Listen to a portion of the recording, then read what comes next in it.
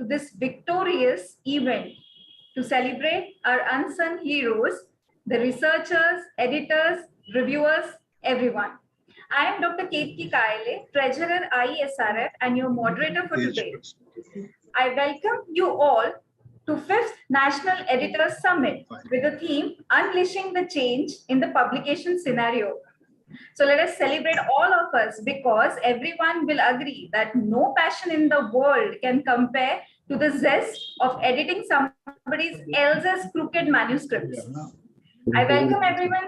Once again, let us move ahead with the program.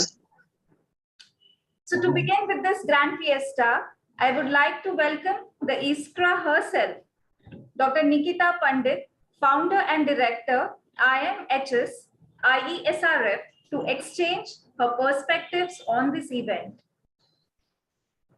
Thank you, Dr. Ketki. Thanks for nice words. And good evening to all. With a cup of tea, we invite you all tomorrow physically to join National Editor Summit at NDMC Convention Center, New Delhi. And it's my great pleasure to welcome you all to the 5th National Editors Summit under the theme Unleashing Change in Publication Scenario, organized by IESRF Society with the collaboration of IP Innovative Publications Private Limited. The purpose of this meet is to bring together members of editorial team to discuss recent publishing policy, sharing of ideas and experience, interaction with editors, reviewers, and authors in getting indexing with reputed indexing database as per the new publications guideline. IESRF is a unique platform where we innovate the research interest and support it developed as per the mutual interest with researchers and scholars. The being an organizing secretary of this event, I believe that this summit provides an excellent opportunity for the network with our peers, exchange expertise and experiences. The active post, we all are fortunate to have many distinguished speakers with us who are sharing their knowledge and valuable experience. I encourage all the attendees to actively participate in the discussion and take advantages of these all opportunities in a unique program. Now, I would like to give a short detail of the program that I am thrilled by the enthusiastic response of the scholarly community towards our research event. We have received an overwhelming whopping 589 participation registration and are the anticipating a physical gathering of over 250 academicians. Additionally, we have received 320 entries as a nomination for across the various award categories. Our esteemed panel of 5 jury members has each of these added expertise having a selected 60 different awardees. Now, once again, I welcome to the 5th National Editor Summit 2023, and I wish you all the fulfilled to productive event this. And along with that, I like to thanks all of my mentor, Dr. S.S. Jha sir, Dr. Himanshu Aaron sir, Dr. Lalit Gupta sir. Without the guidance of these all esteemed editors, it is not complete to complete this type of event successfully. Thank you all. Thank you and enjoy the scientific vista of research publication. Go ahead. Thank you, madam. Thank you so much, Nikita ma'am, and congratulations to whole IESRF team for such an overwhelming response. Thank you to all the participants once again. Now I would like to extend a very humble invite to our beloved President of ISRF Society, Honorable Dr. S.S. Jha sir, to kindly address us. Thank you, Dr. Ketki. Well, I'm trying to upload. Give me a minute. Not being uploaded.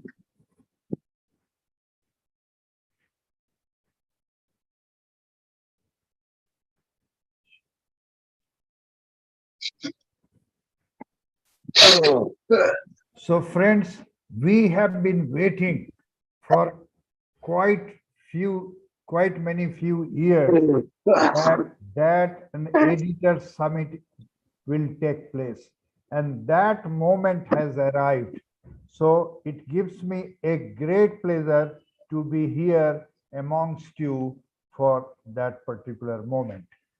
Well, respected friends, colleagues, physically present here, and those forming the virtual audience, particularly all the members of the organizing committee and participants, including the very important person, the organizing chairperson, Dr. Lalit Gupta, organizing secretary, Dr. Nikita Pandit, Dr. Ketaki, and she is here online, convener, Dr. Sabita Yograj, who has been camping here for few days, Dr. Amina Sultan, and distinguished faculties, Dr. Dinesh Badial, Dr. Hanna Ranji, Sridhar Gautam, Satish Muthu, Rakesh Pandit, the spirit behind this show, luminary editors from August Publishing Houses, honorable faculty members participating in the deliberation,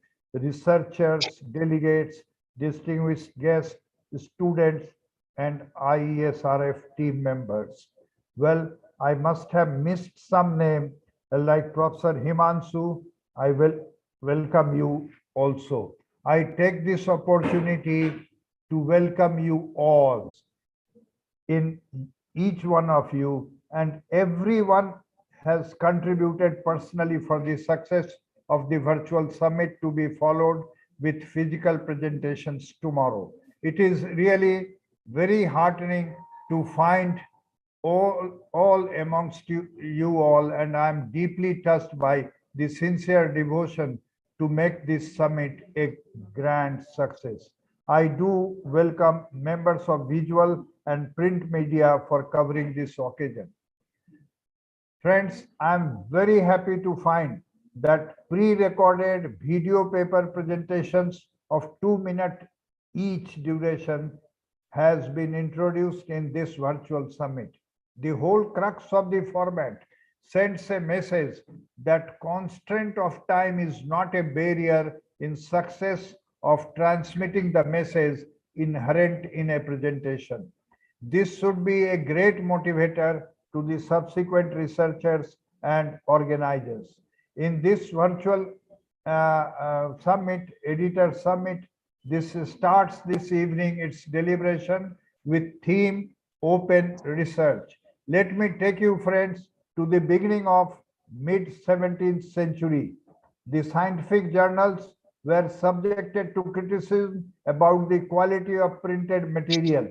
Hence, from the outset, referee system was initiated, and the purpose of controlling the quality of paper which was likely to be accepted.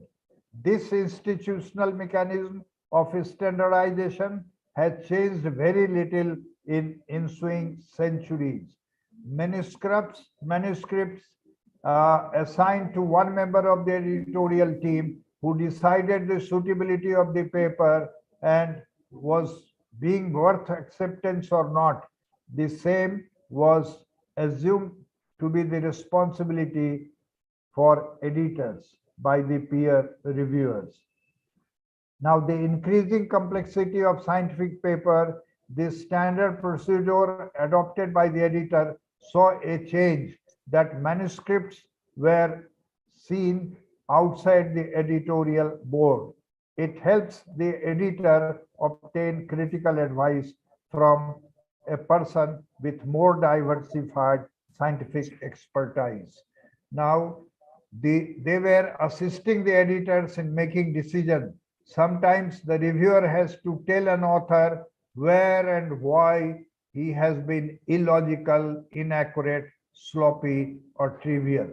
The task is usually not fulfilled by the editor reviewer team, but these anonymous reviewers' advice is both frank and effective, almost what even your best friend would not tell you. This growth of the reviewer system provides an assurance that what is printed in the journal can be relied upon. Not digressing from our own dilemma, I would like to draw your attention to the theme of this fifth National Editors Summit 2023, Unleashing the Change in Publication Scenario. Well, like our democracy, the publication scenario also has gone for a sea change, not only in India, but also in international arena. With the tremendous advancement in the field of information technology and in the field of advancement in artificial intelligence, publication secrets have not remained confined to a geographical corner of the world. Rather, it is homogeneously spread throughout without lapse of even a minute. We are standing at a junctional point where the unleashing challenges thrown to the publication world are accepted as suitable changes to improve the publication scenario. Even with disagreement amongst referees, variety of biases, when the system functions at its best, reviewers and editors serve as gatekeepers of science. Now, choosing a reviewer also becomes very important since editorial decisions are guided by the weight of the scientific arguments proposed by the individual reviewers, and the editorial judgment is based on this. Validity of this system can be evidenced by comparing the citation rates. Well, I only trust and hope that through this summit conducted by various learned speakers will help evolve self-correcting mechanisms that will repair most of the errors through diversity and in all probability will serve a valid role in maintaining standards of scientific excellence in publication scenario. The deliberations will demystify the interrelationship between the editor, authors, and reviewers. The editors and the editorial setup must be seen to observe and adhere to the very important ethical and standard guidelines. But the finality that lies with the editor reflects him as the person making meaningful decisions such that his wisdom will be acknowledged by vast readership community. Organizing team members working in unison in finalizing this program, especially Dr. Nikita Pandit, Dr. Sabita Yograj, and the whole secretarial team of editorial assistants deserve special praise for stitching things together, which is being unveiled now. I finally wish a grand success to this planned summit. I welcome you all once again. Long live IESRF. Thank you very much. Thank you so much, sir. Long live ISRF. So with this notion, now let us move ahead. So it is beautifully quoted that let your life be the lamp that guide others on their way to find their own way home. So such is the essence of even today's program, and hence let us remember the Almighty and proceed the digital lamp lighting ceremony.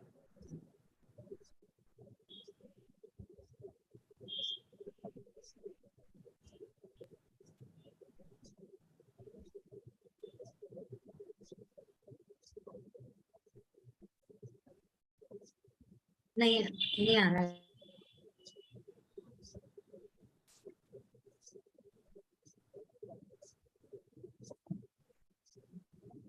आप बंद करो,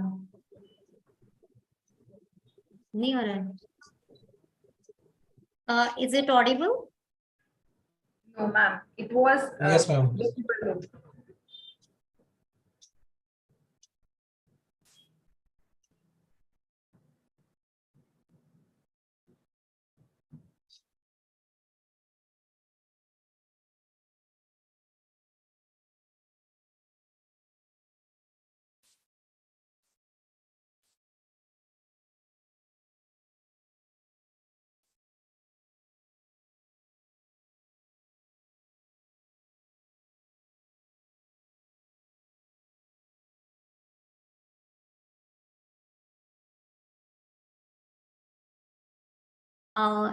Give us 30 more seconds, please. Thank you.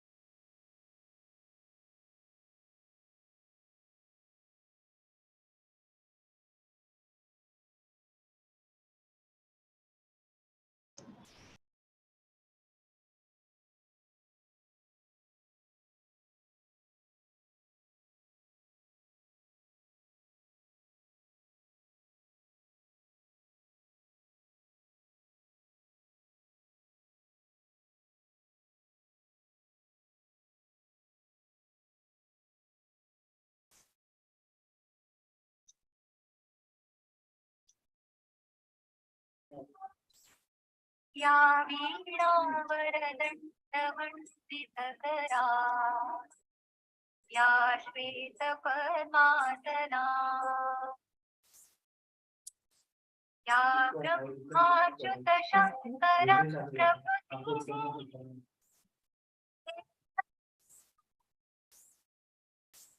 नहीं आ रहा है। Saraswati Is it audible? Only audible, not visible. Narayani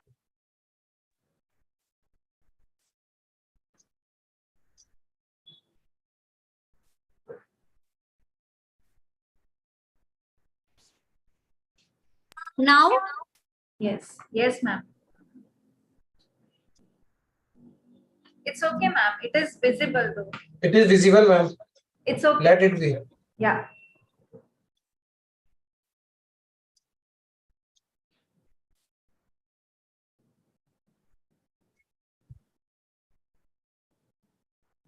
Ma'am, it's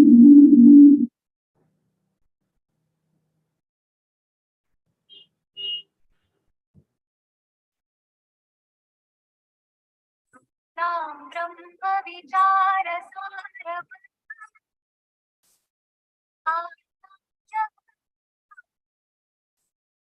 वीणा पुस्तकधारिणीं अभयदा जाड्यान्धकारापहा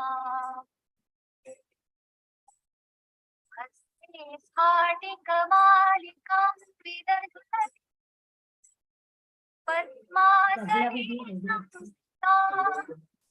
वन्दे मां परमेश्वरीं भगवतीं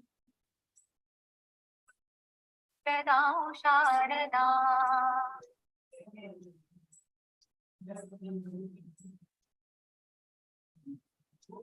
Thank you. Yes. Thank you, ma'am. Thank you. So moving ahead, I would like to request all the dignitaries present with us today to join us for the digital inauguration of the conference souvenir. करो souvenir.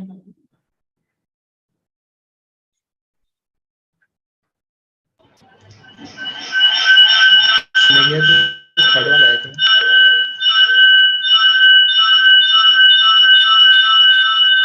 ये वाला है? जो last में अभी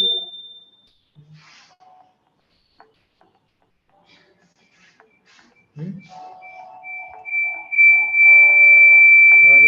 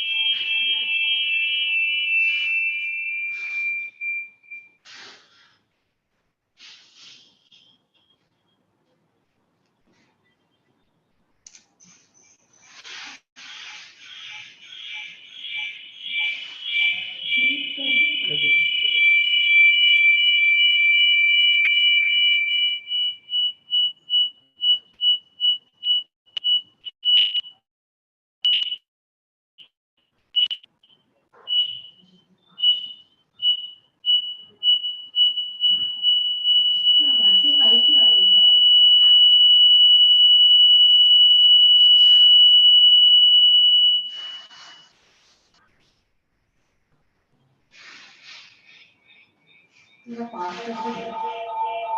आवाज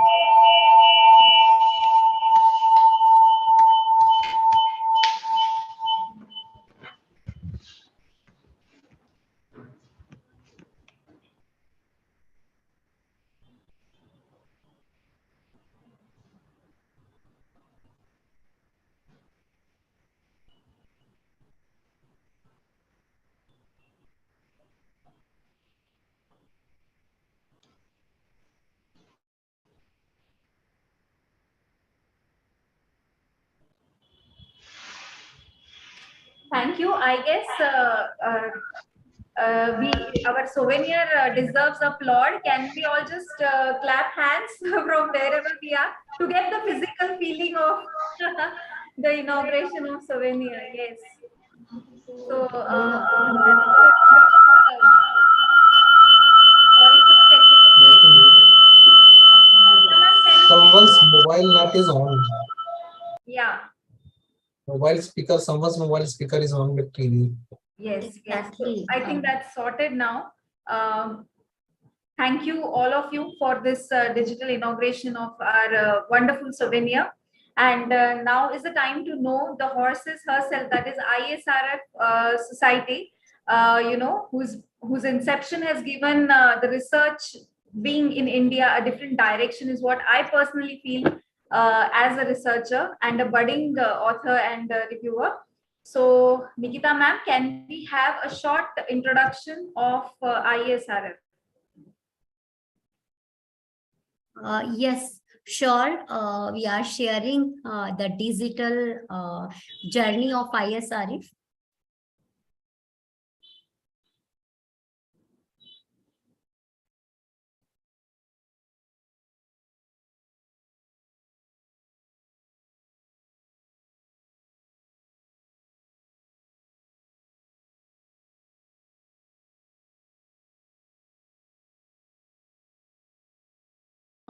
Again, the voice is coming or not? Ma'am, but we can see the visuals, and I guess that's perfect right That now. is okay, madam, if it's only without audio. Yeah, because there are many technical glitches otherwise.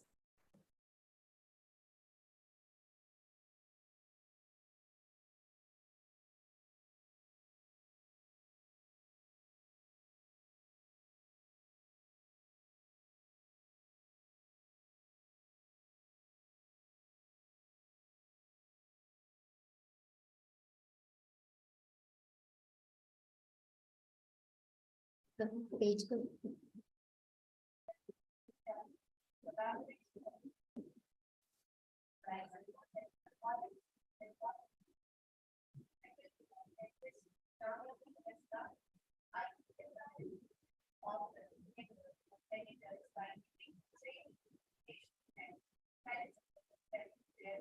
We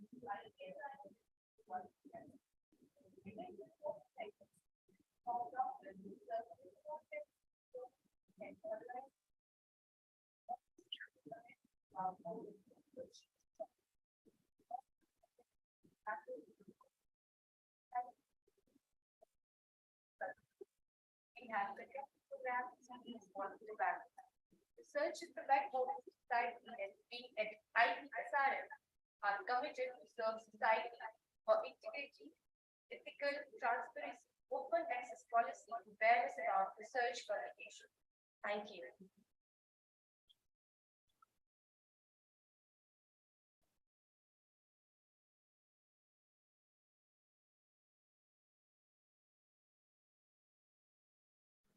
Yes, indeed, a beautiful journey. I am almost teary-eyed and emotional, even by visuals of how the inception was. We have even crossed the borders of our nation and gone abroad. So proud to be a part of this family. So thank you, everyone, for this wonderful visual.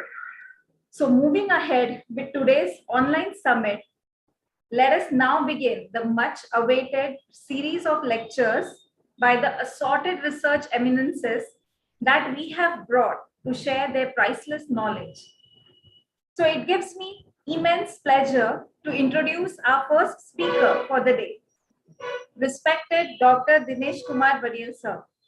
Sir is the Vice Principal, Medical Education, Professor and Convener, Department of Medical Education, Professor and former HOD Pharmacology, Christian Medical College, Ludhiana, and Editor-in-Chief of National Journal of Pharmacology and Therapeutics. His Senior Editor, Indian Journal of Pharmacology, Chairperson, Scientific Research Committee, MOH, Ludhiana. He is owning reputed positions at various national and international bodies, including convenership of the NMC Nodal Center. He has been awarded various fellowships by prestigious universities and institutes from Philadelphia and Germany. He has been awarded by the renowned Professor G. Achari Oration for Eminent Pharmacologist by Indian Pharmacological Society. He is faculty in international and national medical education and research programs and published around more than 140 papers, written research modules for Open Universities, UK, and authored 3 books and contributed chapters in various others. So, such a fat resume, sir. I welcome you to the summit and request you to start the presentation on importance of research publications. Thank you. Thank you, Dr. Ketty, for nice Thank you, words. sir. I'm trying to share my screen now.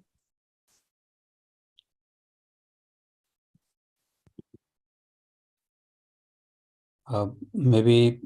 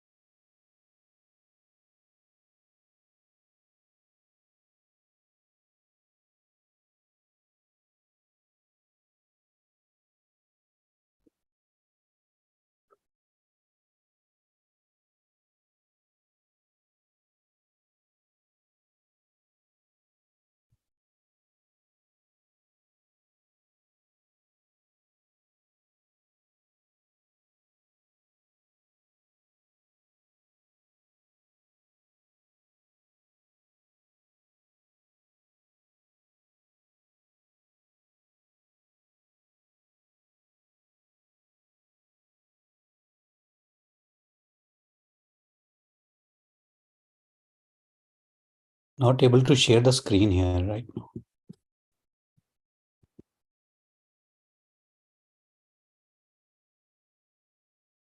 Sir, screen is for shareable mode for everyone, Yeah, yeah. the panelist.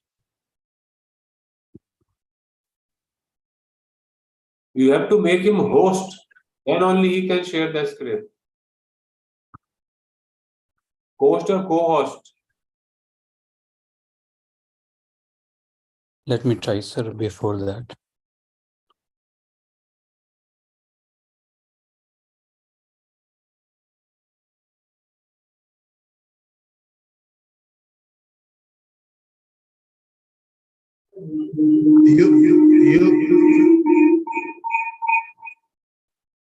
Yes.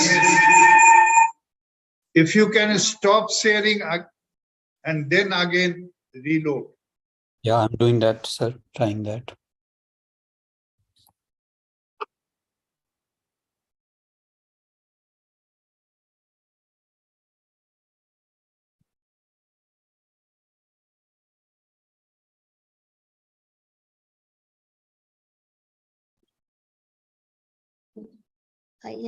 Sir, you are the co-host of the program also. So you, I mean, you have all rights. Yeah.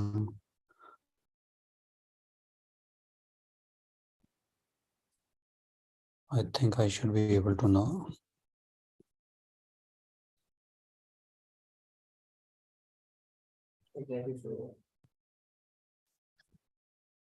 Can you see my screen now? Yes, sir. It is visible. Yeah. Very good afternoon to all of you. Sorry for this delay. I will stick to the time which is given to me and try to do justice to that. Although, you know, when we talk of this topic from research to publication, this Sir, can you journey. interrupt for a second? Your screen is Yeah. visible, but your email is open on the screen. Okay. So you don't see my slides? You No. know, we are unable to see your slides, sir. Okay, let me try it again. Do you see the slides now? Yes, sir.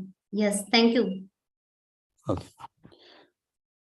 Very good afternoon to all of you. When we talk of research to publication, a journey, this journey, as I know from experience, for many people, has not been so nice. People have various experiences. So in the next 10 minutes, I will use a lot of those experiences which we had on both sides of the editorship, you can say, as well as some data to support that. Remember that all the research which is done, all the data which is gathered, and if we don't know, write up these things, publish in the word of scholarship, then those are the issues which have been put forward many times. That's why sometimes you find people are coming up with something they've done 10 years back, and suddenly they realize there's no value until they have published. So we get people who want to publish their thesis after 10 years, but we need to right now have our budding authors to tell them about the importance of this journey from research to publication. So major step is that after they select a journals, which is takes a lot of time and you have to think a lot of things. You submit it. There's a technical review initially.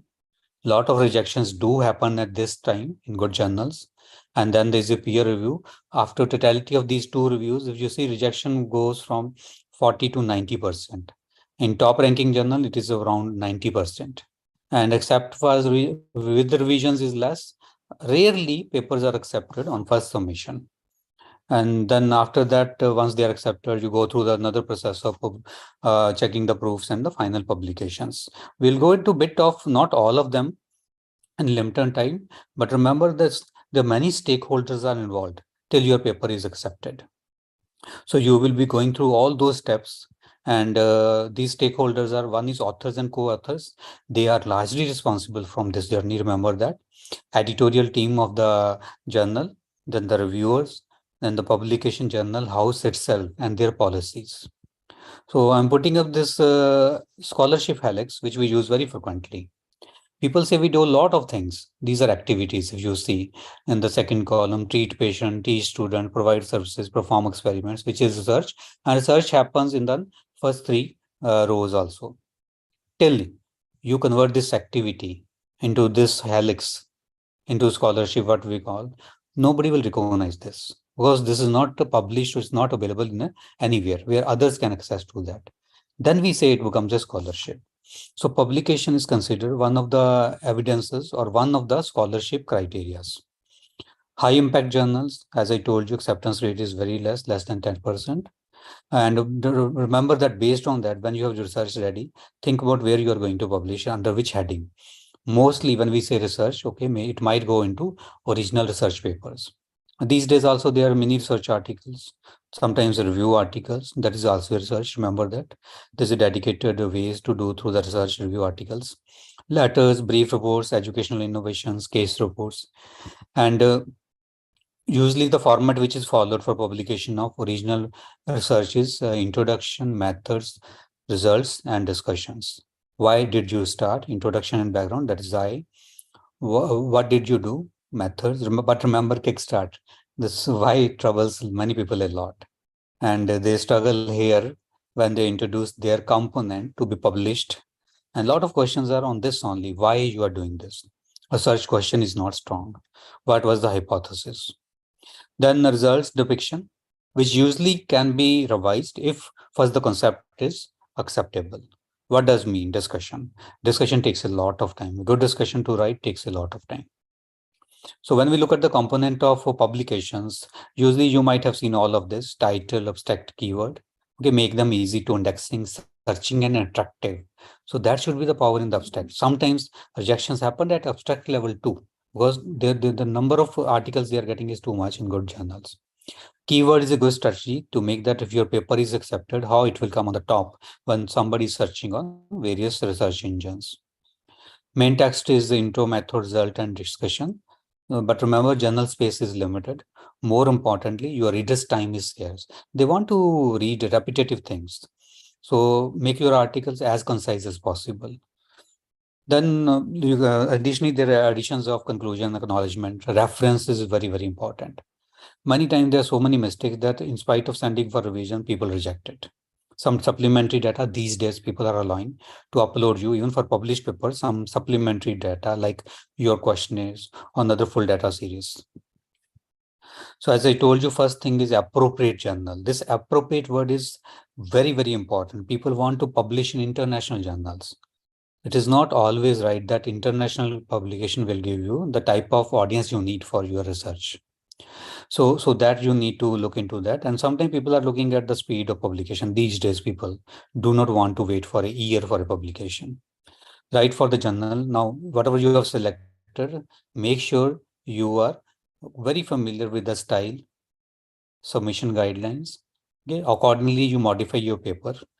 Include references from the journal also. There are some tips and tricks. Then usually, because their citation also will go up, more chances. This is some of technical tips you can say. Reviewers, sometimes they ask, sometimes they don't ask. But it will keep on adding to their reviewer database. Remember that. So some of you authors can become reviewers later on. Now, it's not that you have to wait, just submit in a hurry. But first you review your colleagues and co-authors prior to the publication. And remember, language is very, very important. Sometimes for some journals, they will also ask that you take professional help if the particular language in which journal is published is not your first language. Check, recheck journal style. Reference is very, very important. I told you this is still the issue. A lot of people, when they come to the references, they just put it. Assuming if it is accepted, we will revise it. Publication ethics need to be followed at each stage. So fabrication, falsification, plagiarism. If you have some free software, check it before. Journal people are going to check it. Remember, major portions are not that. So it means you have to write a lot of original text in your publication. Remember, editorial team also has some decision making and blinding for that. Okay, to do this. So without knowing things, even the reviewers are blinded these days. Remember that why these things are happening. On the journal side or the publication house side, there's a peer reviews. Okay, how they select. Usually, sometimes they write also in their instructions and how the box, citations, transparency, about the confidentiality, other components, and also they will write about compliance if there's a misconduct reported with your publication.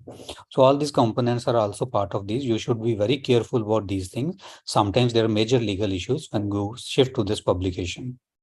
I'm just putting up some of those from experience as well as data which is available. Top reasons for acceptance is important, timely, relevant, critical, prevalent problem. So something which is first area right now, well-written manuscript, clear, straightforward, easy to follow, and logical. You don't need to make it complicated. Well-designed studies and a thoughtful, focused, up-to-date review of the literature. This is very, very important. Sometimes reviews are very backdated. Sample size is a must for the calculation that they will ask you also, and some useful implications. And problem is well stated, and if it is novel and unique, that helps in acceptance. Common reasons for rejection is inappropriate, incomplete statistics and analysis, over interpretation of results, which doesn't have a relevance, even not discussed. Inappropriate or optimal instruments, sample size, I told you, many times this is the issue. Text difficult to flow, no logical flow is there, insufficient problem solving, and so on. So read comments, read it after a few days. No need to be angry there. Just try that somebody has really reviewed critical analysis. Do you prepare your reply to each comment specifically and scientifically? Wait again for a few days. Just review that again. Respond diplomatically to all reviewers' comment, even if you do not agree. Okay, but if you do not agree, do it well by giving some evidences or the supporting facts for that. And remember, it's a good sign to be asked to resubmit. It means at least they're considering it, okay, to take it forward.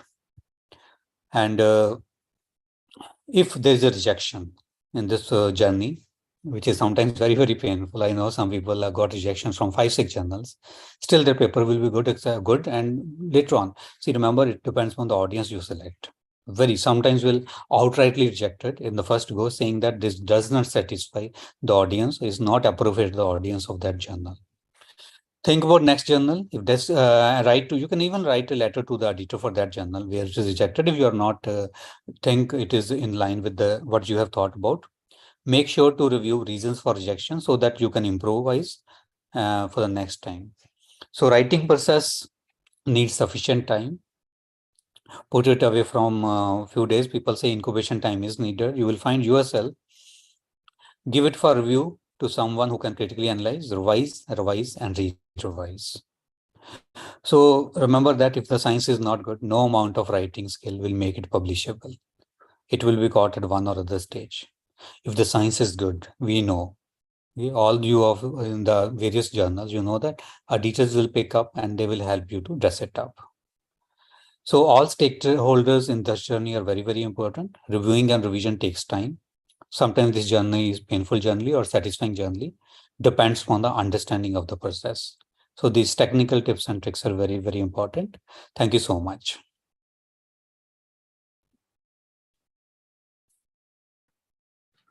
Thank you so much, sir, for this really informative, crisp, and specific presentation. I would like to ask the audience for any question and answers.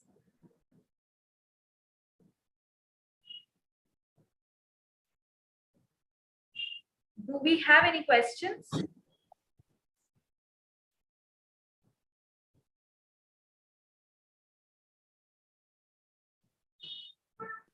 Nikita ma'am, do we have any questions? I cannot see any. We can take in the last doctor the presentation of Dr. Himanshu Aaron sir, whose presentation is next week, and we can take it. Sure. Yeah. Sure. Okay. And we request all the audience to ask their question in question answer box so that we can interact with our eminent speakers. Thank you. Yeah. So thank you so much, Dr. Dinesh sir, once again. I would now like to request Dr. Jha sir and Dr. Nikita ma'am to kindly present the plaque of appreciation to Dr. Dinesh sir. But I don't know what happened to it. Uska video खराब हो गया. Video is negative here. Whose Yeah. video? Ma'am, I think it was Jha sir's screen. So can we have the plaque of appreciation, ma'am? Yes, Dr. Badial sir.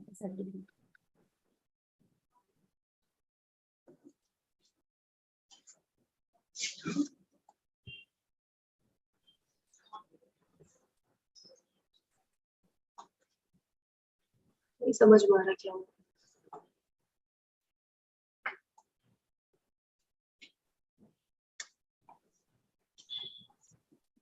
It is not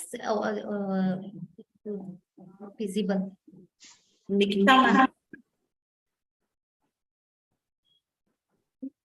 It's okay, I think. Yes, it is. Thank you so much.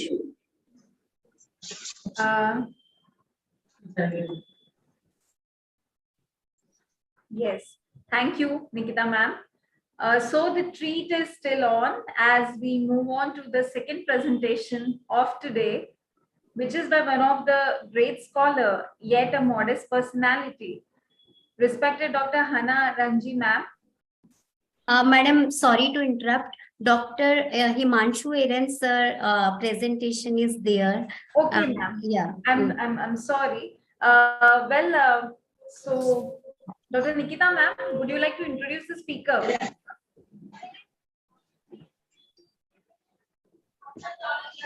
Dr. Himanshu sir needs no introduction. He is a eminent editor-in-chief and director and principal to the Seema Dental College and Hospital, and the editor-in-chief of International Journal of Oral Health Dentistry. So we request Dr. Eren sir for his presentation.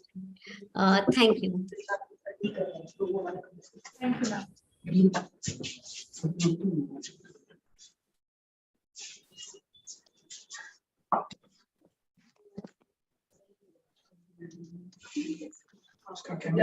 Good afternoon.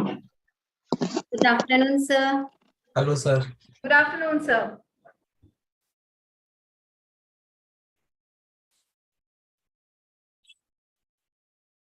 नहीं क्या problem हो रही है?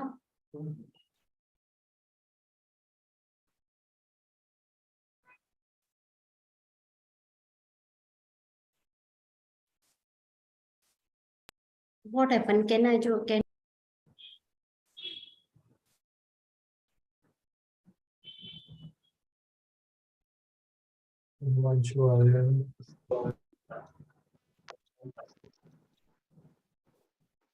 So till then, the chat box is now flooding with the wishes for the no.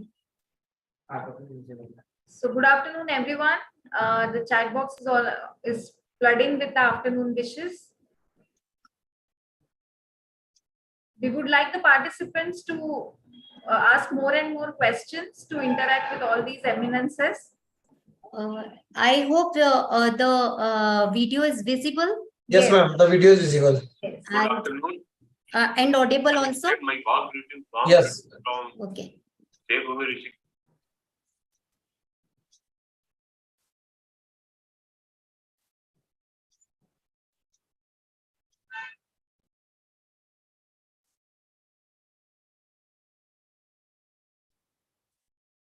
The audio is gone. Audio is coming or not? To the 5th National Editor Summit 2023. Audio is coming or not? Yes, now it's coming. Application scenario. Now we have today update ourselves the day-to-day practice, whether it is the field of dentistry, whether it is the field of medicine, whether it is the field of education, academic or clinical side.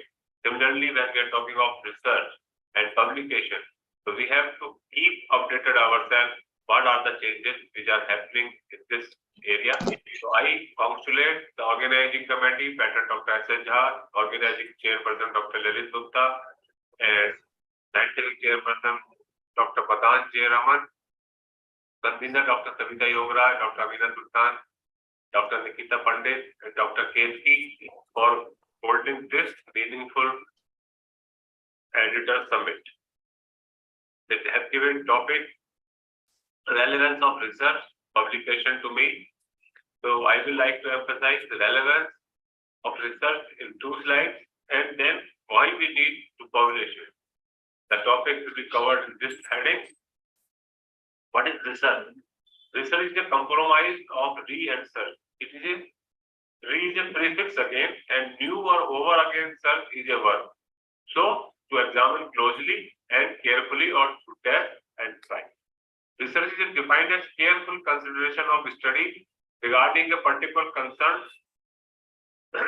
or problem using scientific method. According to American sociologist Earl Robert Barbie, the research is a synthetic inquiry to describe, explain, predict, and control the observed phenomena that involves inductive and deductive methods. This is as per the research methodology and research method 2012. I will like to say that basically research is the basis of hypothesis. For doing a research, you have to be imaginative first, and your imagination should be under control. And that research you can plan a hypothesis, and according to that hypothesis, you have to see whether it is predictable or it is doable or not. So what are the 8 tips for conducting accurate research? Identify the main trends and issues, opportunities and problems you observe while you are doing some scientific work like clinical practicity or teaching. Keep track how often each type of main findings appear. Make a list of your findings from most common to least common. Evaluate of list of strength, weakness, SWOT, and threat, what we call SWOT analysis. Prepare conclusions and recommendation about the study. Act on the strategy. Look for the gaps in the information and consider doing additional inquiry if necessary. And review the results and consider efficient method to analyze and dissect the result for interpretation. What is research methodology? As I discussed with you, should be target oriented, and it should be strategical, and it should be analytical. The type of research methodology, there may be quantitative research, qualitative research, descriptive research, analytical research, or applied research. It may be fundamental research, exploratory research, conclusive research, survey, and case studies. Survey, I will like to emphasize again, in our country, India, we need lot of surveys because most of the things are based on the survey done by the Western world, and the doses of drugs, incidence of diseases are commonly because of their survey. Most of the time, it did not match to our requirement in our country. So we have to do more and more survey, and at our Siemens Enterprises Hospital in Rishikesh, right, PG students are doing thesis, so we are emphasizing to do more and more surveys of our region of the country. Similarly, case studies. I will like to emphasize, in India we are doing lot of good work, but unfortunately we are not keeping it. We are not keeping the record. We are not showing it to the society. So if you are doing some good case, please do make the all records, proper records, not by the mobile clicks, and then give it in the publication. Step of preparing research methodology, focus on your aim and objectives, identify research method that suits your research problem, rationale for selecting the particular research method, consider your audience and think how we collect data for the study, analyze the data, and analyze the different data according to the statistical need. Okay, this is the what we have touched upon, how we can plan, how we should do the research. But if we are doing research and we are not published it, then it is going to waste. Because what is not going to us, not going to know our work, what we are doing. First thing, we have to motivate ourselves, our students, our researchers through the research. And after a fruitful research, fruitful outcome, we have to motivate them to publish. That is called writing motivation. As per study of Balaji SM, at the turn of 21st century, Indian research report indicates that India's premier biomedical findings agency, the Indian Council of Medical Research (ICMR), funding pattern was placed in such a way that all projects funded is less than 10% was published in Index Journal, and only 41 of 88 institutions granted funding and published. So, what I want to say, if we see the amount of research in the world, then India stands around 5% of the total research. And when we are talking of published, Then we are doing only less than 10%. On the one hand, 5% is already very less, and 5% of 10% is become 0.5%. We have to increase our publication tendency, and most of NMC, National Medical Council, Dental Council of India, they are making it compulsory for the promotion and for the consideration of the faculty. So we have to do it now, but it should be our motivation to do more and more publication. Research publication and academia, enhance the teaching practices, encouragement of research-based practice and knowledge production. Students tend to learn effectively and a chance of getting associated with top institutions. So overall, helps in building a professional knowledge and professional career. That is why I am again and again insisting research publication is very important in academics, and we have to pursue it.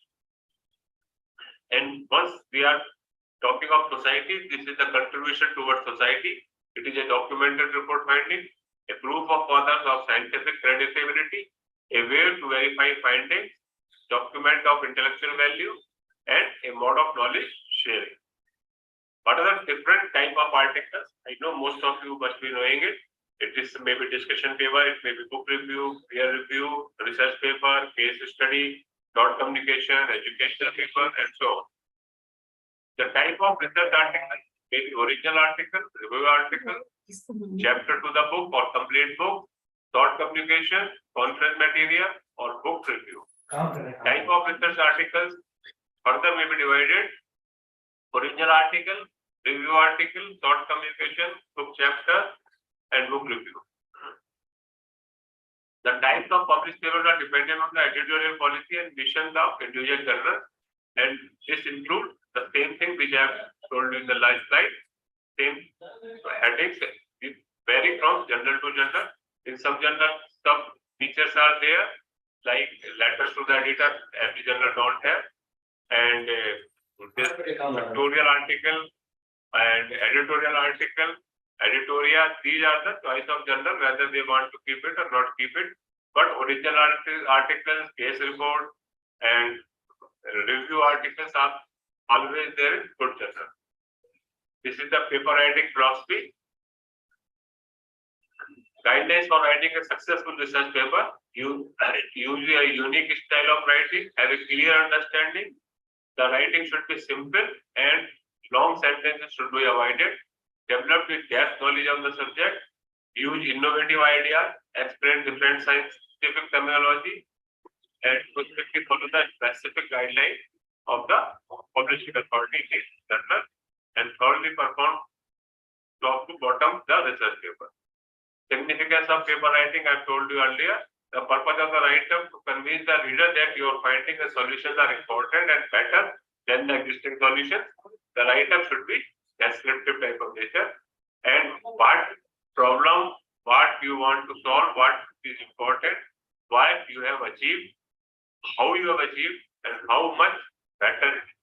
So these all should be included in the paper. What was the scenario before your research, and what you have developed in your research, and what is the improvement you are expecting or you are proposing. This is the how to do the writing process. It includes pre-writing, drafting, revision, editing, and publication. Step 1, research planning, obtain results, organizing results, and planning for publication. Step 2, writing the title, writing the abstract, writing the introduction, writing the main content, and writing the conclusion. And step 3, pre-submission reviewing or editing. This is a kind of editing which a writer is doing himself or herself before submitting. Then submit and correcting. At this stage, you should use the various tools available for the plagiarism, because plagiarism is a crime, punishable crime.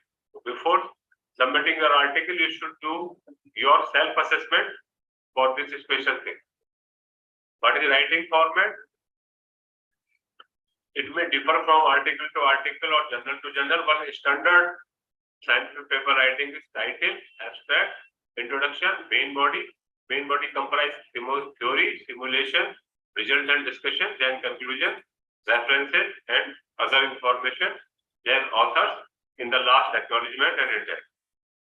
What is the checklist before sending for publication? Manuscript format, language, fact, attribution and acknowledgements, conflict of interest, manuscript structure, graphics, author information, cover letter and compliance. This is publication checklist before sending. It establishes list of journals, SCI, scientific citation index or non-SCI journal. What is the impact factor of the journal? Before sending the article to publication, you must have the knowledge about the journal. And according to the journal, because journal is basically graded with the impact factor or scientific citation index, there are different scientific citation index. So you have to see which type of which tier of your publication is there and what kind of exposure you want. Develop a publication plan, organize writing retreats, and editing and publication is the final. These are list of scientific citation index. If you see on the net, then it will come. Publication plan, check whether your research publication is ready. Choose an article type, choose a journal, construct your paper, decide the order of authors, check and double check, then submit your paper. Organizing a writing retreat is a new developing thing in the Western countries. When you are sitting together different authors and you are checking each other's paper and you are writing with each other's support and trying to find out the mistake before submitting it to the publication. And our innovative team is also working on it, and we are going to, or we have already started this kind of workshop in our system. This is editing and publication. This tips of self-edit your research paper. As I told you before submitting to the any publisher, you should cross-check it, and these are the lists.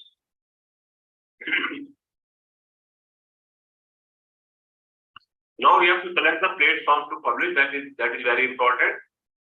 Platform, this journal should be peer reviewed, it should be open access, scholarly index, and how to identify the best publishing platform. Does the platform support your research journey? Can you collaborate with other authors and researchers? Discover public groups, research papers and manuscripts, or interactive graphs, images, tables, etc.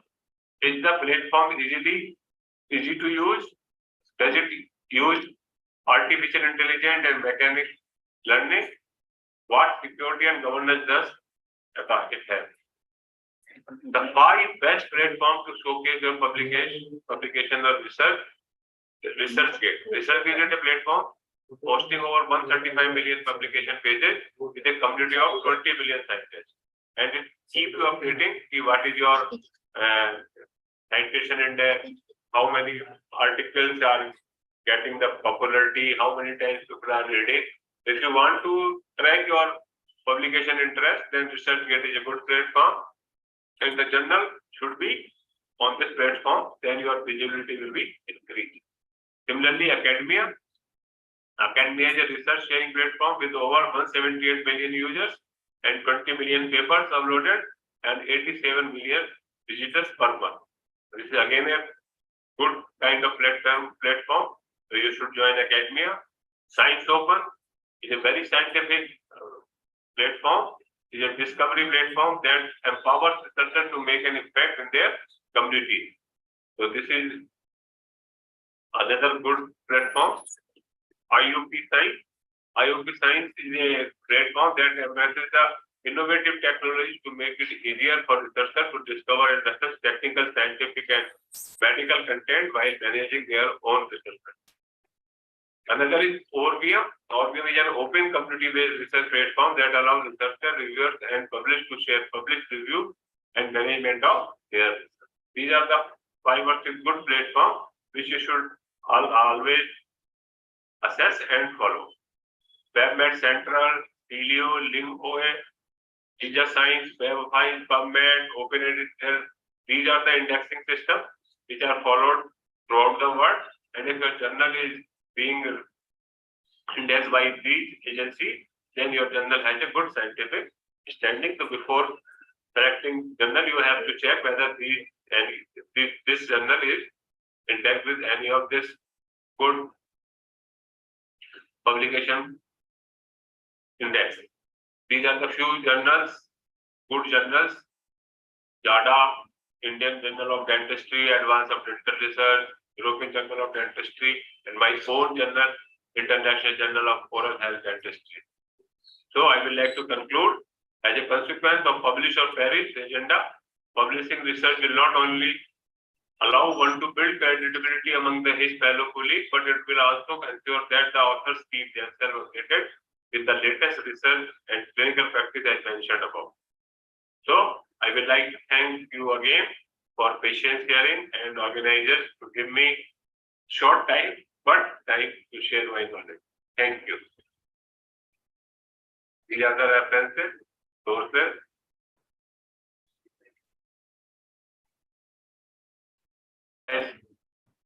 Very nicely.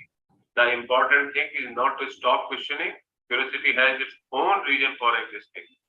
I have no special talent. I am only passionately curious. Thank you. Thank you, sir. It was indeed a very elaborate. For any further inquiry, you can contact me on my mail or my mobile number. I am always accessible. Yes. Thank you so much, sir, for this elaborative and full of information, laden lecture. And this will be an ice-breaking between you and the budding researchers who want to pursue it under your mentorship. So thank you so much for sharing all the details. I see many questions in the chat box. So Nikita ma'am, can we take it now?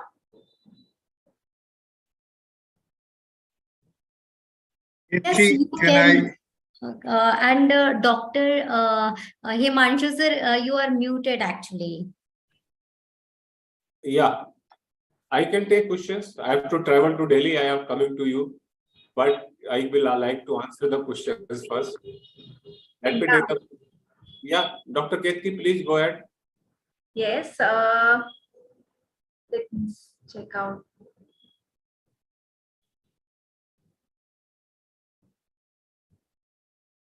The question, I don't know whether it's a question from Vijay Pranja Acharya. India needs reference ranges of all parameters in different ethnicities, and ICMR should pump in more funds in multicentric studies in this area first, is what he would like to discuss, sir. Multicentric study is a very nice idea, and I am giving the boost to it. And if you want to do some multi-center studies, first you have to like a collaboration of all research partners. And you can take the topic of the area of interest in survey, as I told you, we are lacking in surveys in India. So we can do multi-centric study, which can be of center from the different area of the country. And then which I am very hopeful we can get the good funding for it. Yes. I hope that answers the question. Next question is by Aman. He is asking, different publishers have different percent similarity, that is plagiarism requirement. What is the ideal percent similarity for research paper and a book chapter?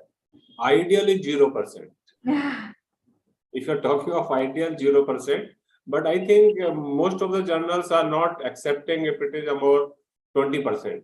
And as I told in my lecture also, I don't like plagiarism. Plagiarism, in my opinion, is a criminal offense. So we should not promote any kind of plagiarism. And in our International Journal of Oral and Dentistry, we are not accepting any article which is having more than 10 or 12% plagiarism. I will say that is not plagiarism, but that is the coincidence. Plagiarism means when you are intentionally doing something and you should not do it. And it depends from journal to journal. Okay, thank you. Anybody else wants to take up the question? They are saying that, I think it's Dr. Purnima who is asking that, sir, why survey are not accepted for publication, though you said they are important, especially in India, we need our own surveys. Yeah, who said to you that surveys are not accepted for the publication? Survey are always accepted for the publication. If you see the book by Dr. Naseem Shah, who was the former head of Dental Center for Studies in AIMS, Delhi. He has written an entire book, and her surveys were continuously published. But only thing, your survey should be purely scientific. Your questionnaire must be approved by the ICMR committee, or there is another way to get your questionnaire to get approved by the 5 leading person of that particular specialty. And if your survey is authentic and proper statistical analysis is there is no way they will be rejected.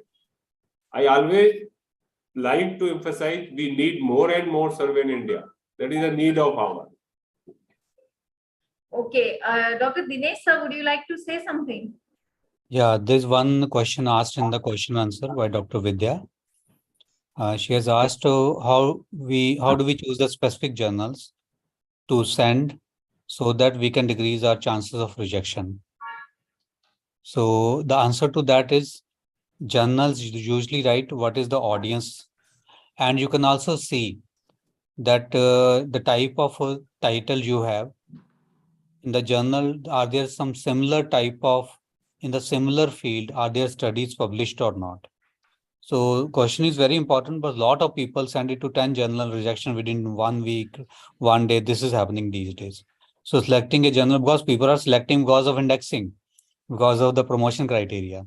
So they forget that the main idea of publication is that we cater to the audience of that journal. Somehow we have lost that in between. So that is needed. Right. Yeah. Yes. And can I respond to other one also? Yeah, sir. It is. Please take question. Yeah. So what is happening these days?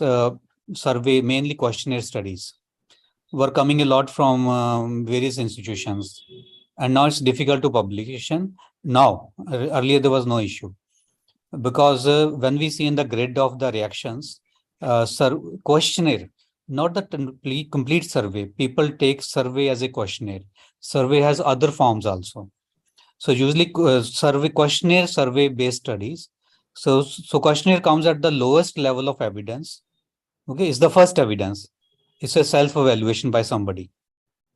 Okay, if you add some more evidence, like you interview them, you also do some focus group study with them, add on more evidence, then questionnaire is acceptable along with that these days. Otherwise, only questionnaire-based study is very difficult to publish because the evidence is lowest level and it is a self-evaluation. Thank you so much. I will like to add something here regarding survey. We are not talking of only questionnaire-based. Yes, We yes. need to do clinical findings. Suppose Yeah. I have done in my Uttarakhand state. I have checked what is the state of edentulation. How many teeth are missing in this age group? How many teeth are missing in this age group? Yeah. This kind of survey is needed, Yeah, not only yeah. questionnaire-based survey. So we are getting heavily these days only questionnaire-based studies. No, that is not. That is the survey. issue these days. What is That happening? is not survey you made. Yeah.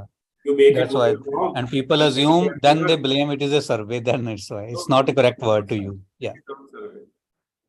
Okay, great. Next question, I think, should be directed to the innovative publications. What is the process of making journal as indexed journal? It's a long process for indexing, just like baby get degrees after he completes his matrix and 12th classes, right? So there are some basic requirements for the indexing, and the base is the ethical and transparencies in the guidelines of publications. So we are the growing and learning number of things, and now I would like to inform you all happily that a few numbers of our journal is getting indexed with the Scopus and Web of Science. So we can share. Actually, this is a lengthy process. We had research since last 7 years, so we need to have one more separate session presentation to explain the procedure of indexings to you. So definitely we can join few further also with the process, but now at that stage, the ethical policies and transparencies in the publication ethics is very important for the indexing. Thank you. I will like to appreciate the efforts of innovative team for this indexing, and congratulations for getting 2 journal index. And very smart. Sir, four. And very smartly, she did not disclose the names of journals. I am very much happy to disclose the name because the eminent editors from that journal, Dr. Farzad Patkal, Dr. Hanna Ranji, she is here as our speaker also. The journal name is Indian Journal of Clinical and Experimental Ophthalmology, Panacea Journal of Medical Sciences, Indian Journal of Obstetric and Gynecology Research, and now very soon we are disclosing more names too. Thank Good, you. good. Yeah. Keep it up. Good. Okay.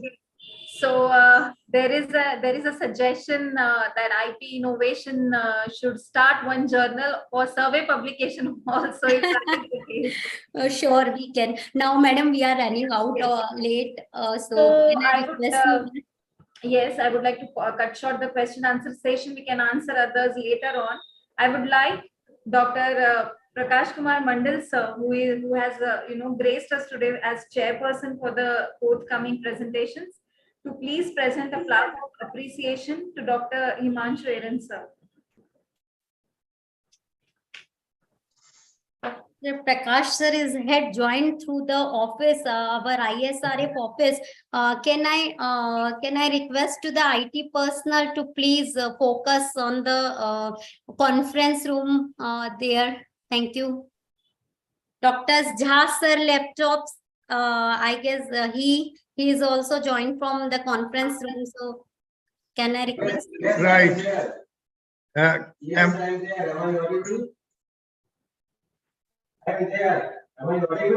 Yes, ma'am. Dr. Prakash sir is also here. Now we are able to see him. So, sir, please your words.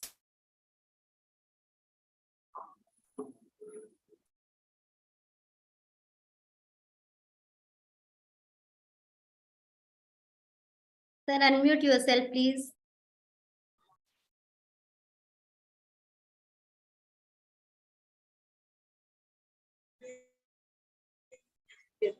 Yes, I think now I am audible.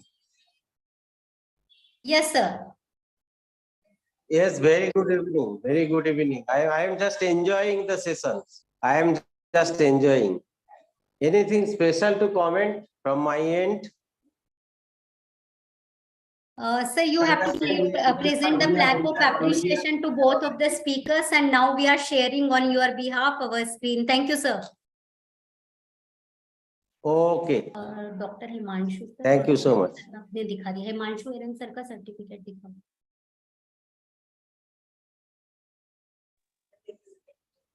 Yeah, so basically, since I am here since beginning, so because of technical issues, probably I was not visible and audible. But I can say one thing regarding the whole session, regarding all the speakers who contributed, who are not contributed, basically contributing a lot. And all people, including me, are learning more and more. And in future, I think there will be, there is a scope so that we can learn more and more from all of us, not from one, because it's now what I say, we must join hands together to work on this platform.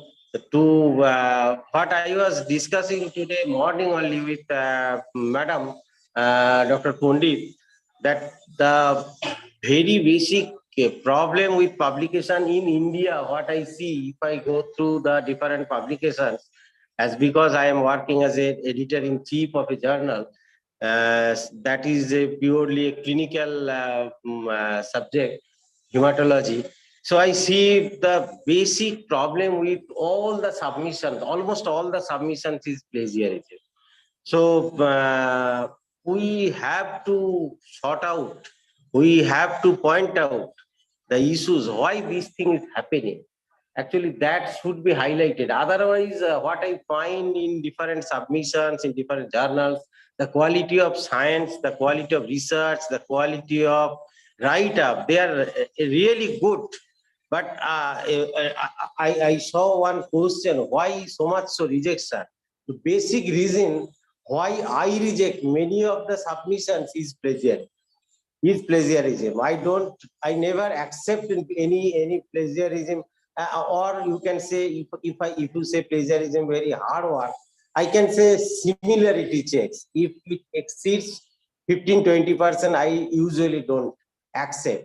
But in a very rare situation, if I think that the study, that the statistical analysis, all these things are really very good, then I always give the authors more and more chance to rectify their similarity checks. Anyway, I am enjoying, and I hope all the delegates they are enjoying. So big hands for the speakers, big hands for the organizers as well. Thank you so much. Thank you, sir. Dr. Ketki, am I audible? Sir, yes. Yes, sir. Okay, maybe there is not so much of clarity. There are some technical issues. Well, as far as this scientific session was concerned, this has been so important. Dr. Badial laid down the foundation for research publication. And Professor Himanshu, he laid out how planning becomes very important. And even if on a surgical exercise, we always say that failing to plan is a definite plan to fail. So planning, and he has subsequently said analysis, that also is important. The next best thing I feel, that you become an author, you plan, analyze, write, and then you have to self-review or self-reassess the whole research paper before submission. For this, you have to get disconnected with yourself. So maybe a time gap of 10 days or 15 days is needed, after which you again have a relook, and then you are better prepared to edit your own article yourself. Thank you, Professor Himanshu. It has been a great presentation. Thank you, Ketki. Thank you, sir. So moving on quickly is the time for our third speaker for the day, respected Dr. Hana Ranji ma'am. So she is a professor and former HOD, Ophthalmology, Institute of Medical Sciences, Pondicherry. Ma'am has been active in the field of research since her undergraduate days and has done a lot of community and outreach activities in the field of ophthalmology. She is the founding editor of the in-house newsletter PIMS Scope. She has 21 publications in reputed journals and has presented papers in various conferences. She is an editorial board member of the Indian Journal of Clinical and Experimental Ophthalmology, which has gained the indexation right now, and is an ad hoc reviewer for various journals. So I'm delighted to welcome you, ma'am, and request you to shed light upon a very crucial topic of ICMJE guidelines. Thank you. Thank you, Dr. Ketki. I hope I'm audible. Yes, ma'am. Okay. And thanks to the organizing committee for giving me this opportunity.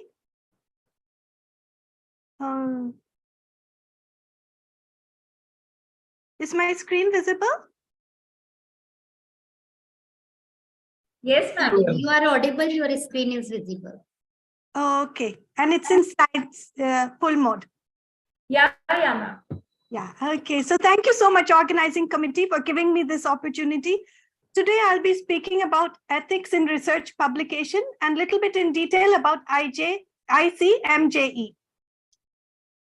Now, a senior clinician is requested to contribute a chapter to a new book. She has published an article on the same topic a few years ago. She writes the chapter and adds tables, figures, and diagrams from her own article. Is she right or wrong? Should she go ahead with this? Now, I'm sure that many of you will agree that there is something wrong here. Even Einstein and Newton, they published the paper and then built on it. We don't all have new ideas all the time, but we have to give credit where it is due. Accurate and ethical reporting is crucial to the quality of scientific research that is published. We all know this, we were brought up with this, and we agree on this. Then why do unethical practices creep into the publication scenario? It's because of the publish or perish attitude that we have. This is our society that we live in. Unless we publish, we will perish. And it's my humble opinion that as long as our tenure and our promotions are linked to publications, we will have unethical practices. And of course, now we're moving to this. Even if you publish, you perish.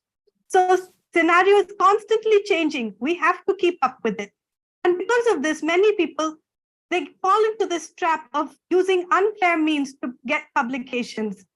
And once they've got 1 or 2 articles published by unfair means, then it becomes a greed. It becomes a habit, a very, very bad habit. I've done it, nobody found out. I'll just keep doing the same thing. So even though it's not affecting their promotions, some people continue to do this. So who all need to be aware of publication ethics? All authors, all editors, and all peer reviewers need to be aware of publication ethics.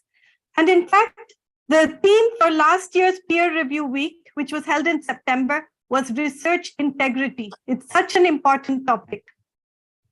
So what is scientific misconduct? Behavior or actions which do not conform to ethical standards while conducting research or publication research are scientific misconduct. This includes a vast gamut of things from falsification of data, fabrication, and plagiarism. So does misconduct occur? Way back in 1952, Professor Waxman, who was a professor of microbiology and biochemistry, won the Nobel Prize for the discovery of streptomycin. A few years later, he was sued by his PhD student, Albert Schatz, who had actually isolated streptomycin. In 1981, one of the big names, a Harvard cardiologist, Dr. John Darcy, had his license revoked due to falsification of data. In 2005, Dr. Woo Suk Wang, who actually cloned this lovely puppy you see on the right and called it Snuppy, Seoul National University puppy. He took one cell from the ear of the parent dog and formed this new puppy. It was wonderful research, but his subsequent papers were found to be fraudulent. He had taken oocytes from 2 junior technicians who were working with him and falsified a lot of data, and the gentleman was actually put into jail for this. Of course, no need to say during COVID pandemic, common sense went out of the window. And even high-profile journals like The Lancet had to retract their paper which said that hydroxychloroquine was effective in the treatment of COVID. The New England Journal of Medicine, again, a very reputed journal, had to withdraw its article which said antihypertensive drugs such as losartan were effective against COVID. An interesting series, Dr. Scott Rubin, an anesthetist, he studied pain relief and he falsified data in 21 of his papers. In Germany, Dr. Joachim Bolt, again an anesthetist, studied medicinal colloids for intraoperative BP monitoring, and he falsified data in 89 papers. Dr. Yoshitaka Fuji, again an anesthetist, studied postoperative nausea and vomiting and falsified data in 219 papers. So what happened here? They're all anesthetists. Kudos to the 6 editors of anesthesia journals who noticed something is wrong here with these people's papers. They got together and collaborated to expose this misconduct. They didn't sweep it under the carpet. What about in India? We're so proud of our culture and heritage, honesty, our respect. That is what we're brought up with. We're so proud of it. And here Priyanka Chopra on the walk of fame. We were all so proud and happy. Have you heard of the journal Curious? A PubMed index journal, which has now started a wall of shame. And in this wall of shame, there are many, many Indians, many South Asians.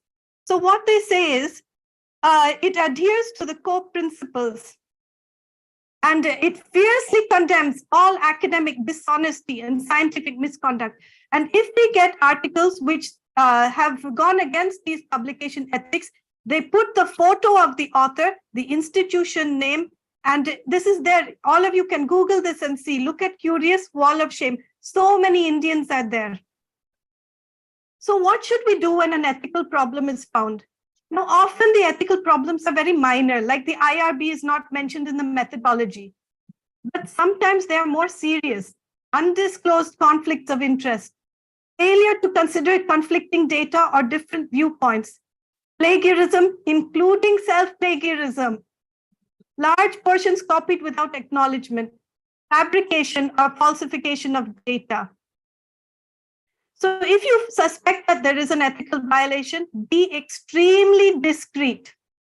Discuss the issue with the editor of the journal first and cooperate with the editor's investigation. Be aware of the potential seriousness of the situation for the authors, for the journal, and for science in general. And there are systems in place to deal with such violations. And we'll be looking at some of these in detail.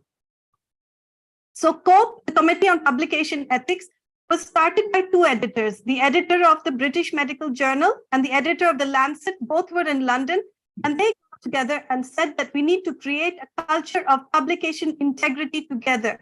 So quite a few organizations joined together. This covers all scientific publication, not just medical publications. And here are some of their core focuses: allegations of misconduct, authorship and contribution, complaints, appeals, conflicts of interest, data and reproducibility, ethical oversight, intellectual property. These are the areas they focus on, and they have 38 of these wonderful flow charts, which will take you step by step through what you have to do if you feel that there is an ethical problem. 38 of these wonderful resources. There's also WAMI, the World Association of Medical Editors. This is only for medical editors, and they also have a lot of free resources. Any editor can join for free: ethics case discussions, ethics consultations. It's a very good resource. Now, coming to the International Committee of Medical Journal Editors. This was formed because the secretary of one of the professors complained. Because way back in the day, each journal had a different way in which it accepted articles for publication. So when this secretary's professor had an article rejected, she had to rewrite it in a different style for the next journal. And if it was rejected there, again, she had to rewrite it in a different way. So when this letter went from the secretary, the editors of the 8 large journals at that time got together and they said, there is a problem. This lady has raised a serious problem. We should have a uniform manuscript requirement. So they met in Vancouver, Canada in 1978, and they came up with the Vancouver style. We all follow the Vancouver references. It's from that. So this URM was, it was made at that time. And in 2013, the name was changed from Vancouver to International Committee of Medical Journal Editors. Now, this is a very small committee. There are around less than 20 editors in this committee, but it is highly influential. They make a lot of changes which affect all publications around the world. Every year they have annual revisions. Even 2022, they've given their annual revisions. And the ICMJE focuses on ethics in publication. So it gives very clear instructions on how authors should prepare the manuscript, how it reviews best practices and ethical standards in publication. It clearly defines the role of authors and contributors, author responsibilities, conflicts of interest. It goes through each step of the peer review process. It talks about journal owners, editorial freedom, and it also looks after protection of research participants. ICMJE also looks at corrections, retractions, scientific misconduct, copyright, overlapping publications, corresponding And all those fuzzy areas like fees, sponsorship, advertising, electronic publishing, all these are dealt with in great detail. It was them who said that we need to have a clinical trial registry. So researchers were manipulating science a lot, especially in drug trials and medical device trials. And of course, from that was born the CTRI. When we do a clinical trial, before we enroll the first participant, we have to register the trial with CTRI. In 2007, they came up with guidelines for sponsorship, authorship, and responsibility. And they looked at the ways that pharmaceutical companies, they often try to favor their drug. And it also defines the roles for authors. So what is authorship criteria? Who can be listed as the author of an article?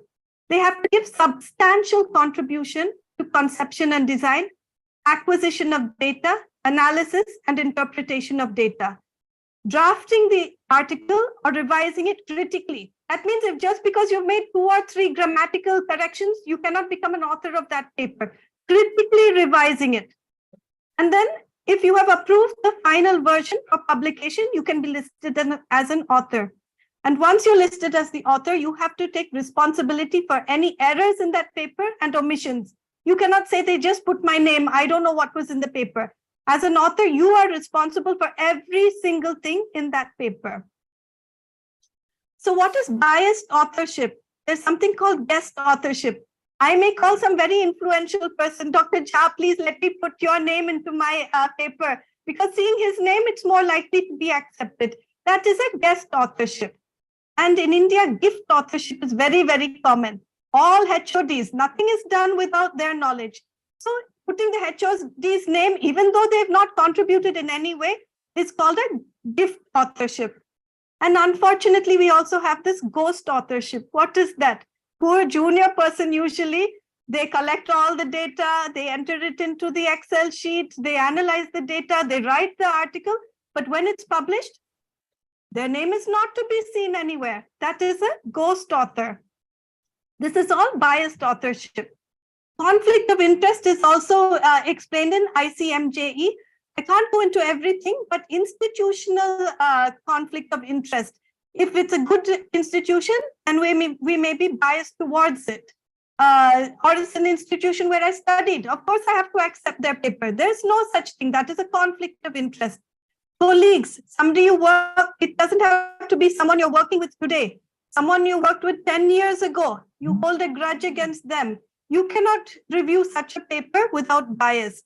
And of course, relatives, there's no need to say. You're naturally, there's a conflict of interest if you're related in any way to these people. So just in conclusion, I'd like to say that in publication ethics, there are multiple issues and players. We need to be aware and updated and guard against temptation. Editors, please be proactive. Don't just think there may be a problem and then sit on it. We have to be proactive. And there are so many resources available for free on the net. We need to utilize them well. Thank you. These are my references. Thank you so much, ma'am. Indeed, a very, very interesting presentation from your side. I think there's a single question which can be taken up. So, can everyone else mute?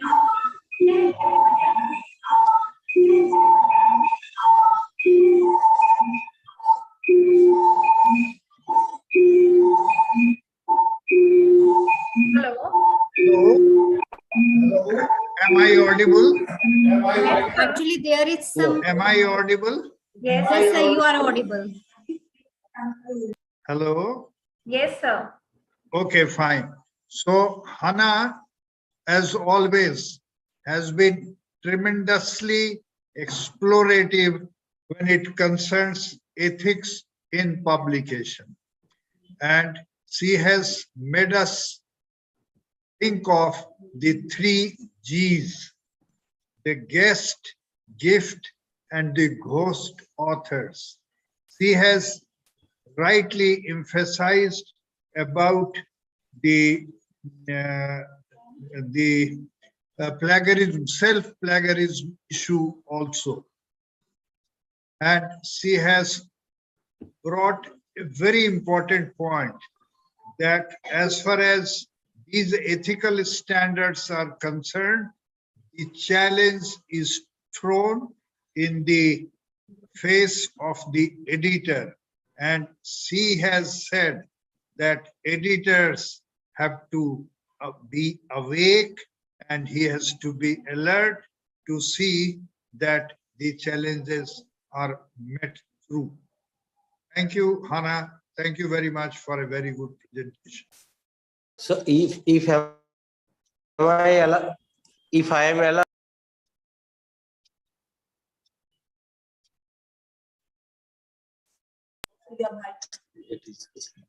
So I think now I am audible. So many thanks, Dr. Hannah. And it was really a very nice presentation, and only the very salient features were highlighted by you.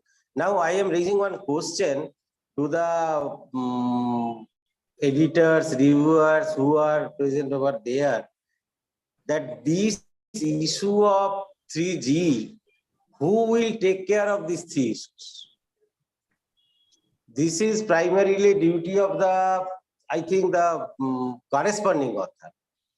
And when I am sitting on the editorial board or I am working as a reviewer of a particular manuscript, how can I identify all these 3 issues? Is there any ready-made question to this answer to this question? Dr. Hannah, please.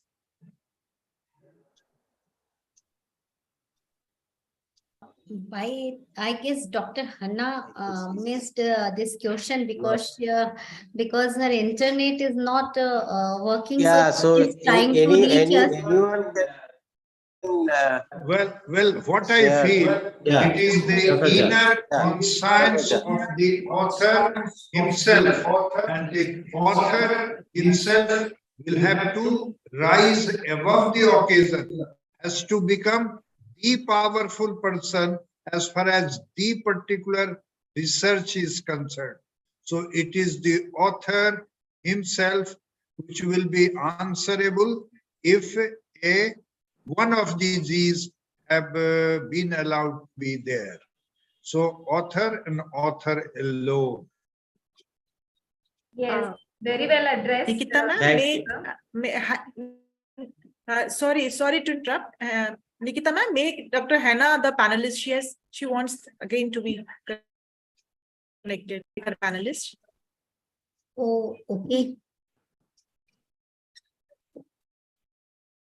So, can we move forward, ma'am? Dr. Hannah madam joins again. So we can take the question at the end because we are out of running short of time. Yes. So can we request the next speaker, Dr. Ketki, please? The plaque of appreciation also we can hand it over later on. With both these speakers together. Yes, both the speakers together. Okay. So okay. So now last but not certainly not the least is our own very own dynamic persona, respected Dr. Satish Muthu sir, who is the epitome of the use of technology in research publications, is what I feel. Dr. Muthu is an assistant professor, Department of Orthopedics, research head, Orthopedic Research Group, and is a research scholar at Sharda University, New Delhi, pursuing his research on applied stem cell biology and regenerative medicine. He has done several national and international fellowships and has been awarded with the prestigious Indian Achiever Award for his contribution to the field of science in 2021. He has also been awarded the European Research Traveling Fellowship on ICRS in 2022. So far, Dr. Muthu has published 180 plus research publications in international peer-reviewed journals and has performed around 2000 plus verified peer reviews for very high impact multidisciplinary scientific journals. So I welcome you, sir. It is extreme privilege of everyone around you to hear you on today's presentation on Citation Manager. Thank you.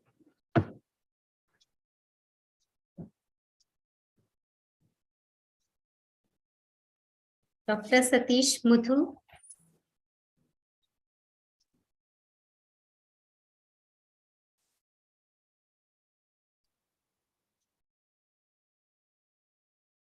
Dr. Satish Muthu, please.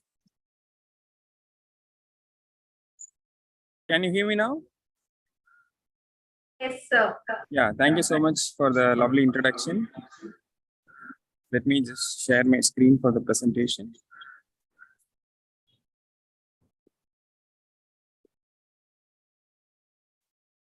Is the screen visible? Yeah, it is visible. Okay, thank you. Coming to citation managers, as the previous speaker was saying, there goes a lot of effort in making the citations or the reference styling for the individual journals, what you are aiming to get your article published.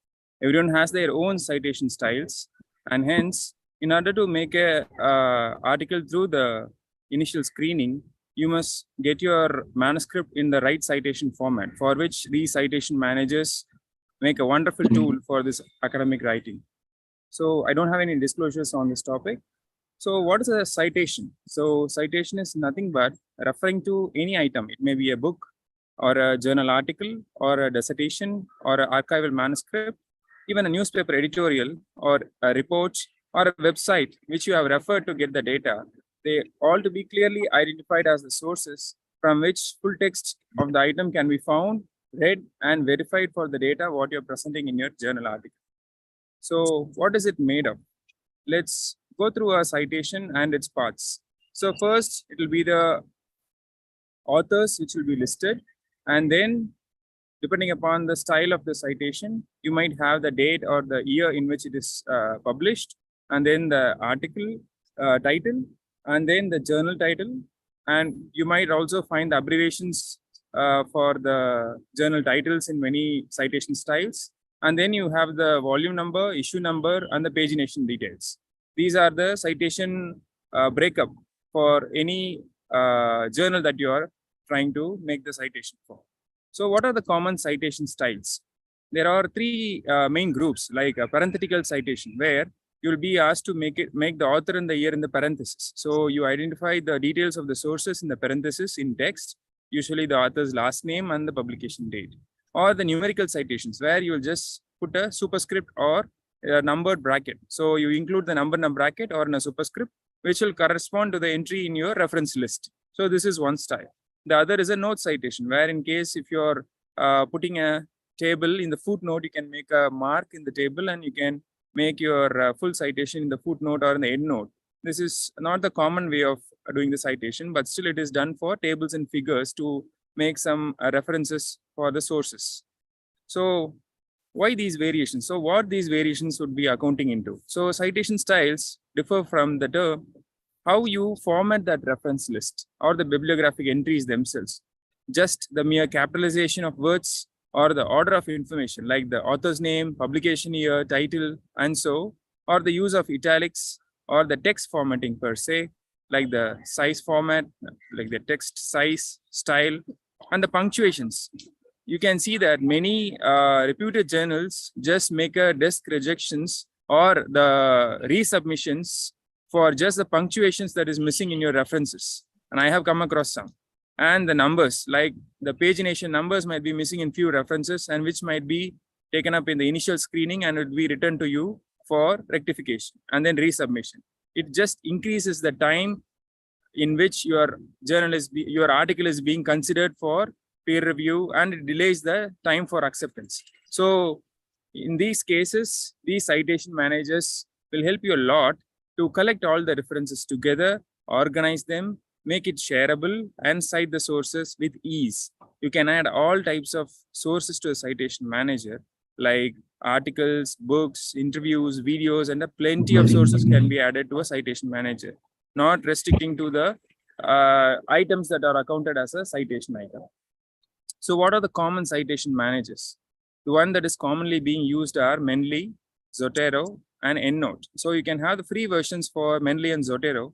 and I commonly use Zotero. So I'll just walk through you through the Zotero application in live so that you might get to know how it functions and how it makes the lives easy for a author in changing the manuscript styles and making the citations in place so that it makes it through the publication process.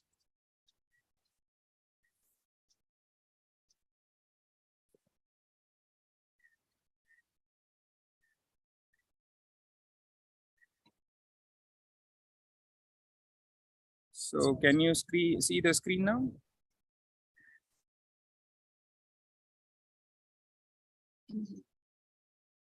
Yes, your screen is. Yes, your screen is visible, but Okay. the online, yeah, now Yeah, you yeah, are looking, yes. Okay. I'm just minimizing it. Okay. So this is the Zotero application where you will have all the list of articles that you have taken entry into this application will be shown here. Wait a second.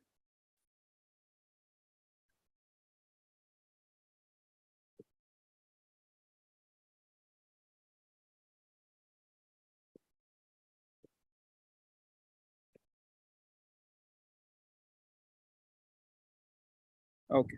You can see my screen, right? Okay. Yes. Now this is an article where you want to add the citations into. So you'll be looking in PubMed for the sources. So like say you get into PubMed. So you want to cite your article which you have done so far. So you try to search your name, author list, you get it. So here you have this plugin where you see a kind of folder kind of thing. That is a web plugin from Zotero. So it lists you all the references. You just select everything. And if you say, okay, it will just import all your all the article data in citable format into your library. So all these articles are instantaneously taken into your library. So if you get into Zotero, all your library contains all the articles you have now imported.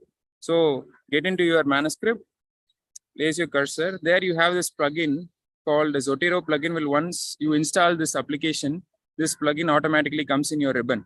So I give an add citation. Place the cursor wherever you want the citation to be added. Give your add citation. This is the Zotero citation adding tool that pops in. So you just give anything like name of the author, like say here, if we give choice of fusion, any 3 letters will pick up the citation. Any choice of words or the author or the journal title or the publication year or the whatever data you have taken into the citation manager, you can just take it in. And if you give a choice of words to the importing tool, it will just search its library for the content and displays you the list. Here you got it. So you got this and you just press enter. You will get the citation added to the next subsequent number where it has to be placed. So once it is done, the main difficulty that we face is changing the reference styling. So now this is now getting added. Let it get added. The main thing that we face in making a changing of reference style is numbering is easy. You can do it manually if your number of references are very minimal. But when it goes over either 50 to hundreds, it makes a cumbersome job to make it added to your list or do it manually. So you go to document preferences. There is one item called document preferences. You get into that. You will see all the citation styles. These are the common styles what the previous speaker was saying, like Vancouver or the Harvard, AMA, and all the styles. But now, this is the common formats which is being followed previously. But now, every journal has its own style. There you have a column called Manage Style. Once you get into that, you'll be listed with all the styles that is available for customized for a journal. But sometimes you might not find it here. You can just click get additional styles. Then it will open into a dialog box where all the journal styles will be listed. Say if you want it into the Lancet style, you want to convert it into Lancet. You give the name Lancet. So it will list you the Lancet style that is being accepted currently with every additional modification that has been done. So it will give you the Lancet. So this is the reference style. You just click onto it. It will be added to your list. The Lancet has come in out here. So once you click on the Lancet and give OK, your entire article will be customized for Lancet format. So that much ease you have with these citation managers, and ease even gets see, like if you are changing to Harvard, the entire thing changes, because in Harvard we use it in alphabetical way, but it's not in a numbering way. So it's totally different. And if you have to do it manually, it will take days together, rather than writing the article, making it into Harvard or the other citation styles is a very cumbersome job.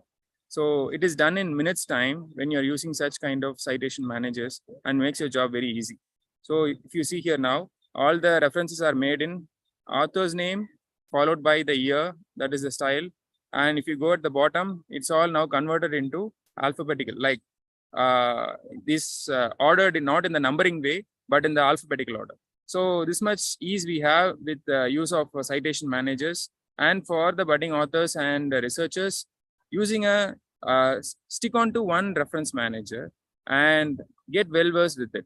And so by doing so, you'll get to know all the nuances of doing these references and using citation managers. And there are more and more updates coming up with every latest upgrades from the software. And if you stick on to one, you might make full advantage of all those updates. And you have many freewares available like Zotero, where you can make the job very much easy in managing the citations and references. So thank you so much for this opportunity to talk about the citation managers to everyone. Yeah, thank you, sir. Indeed, a very, very useful lecture for all the, budding authors, I guess. I would like to request Dr. Farzad Patkal, sir, and Dr. Rajesh Gondhrekar, sir, who have graced us today as chairperson for the paper presentations in the following session, to please honor our speakers, Dr. Hana ma'am and Dr. Muthu, sir, with plaque of appreciation.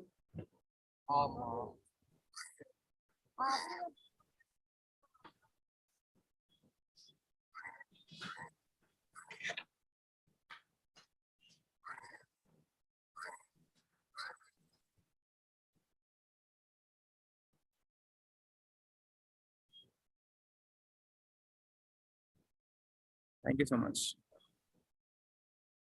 Thank you. It is wonderful.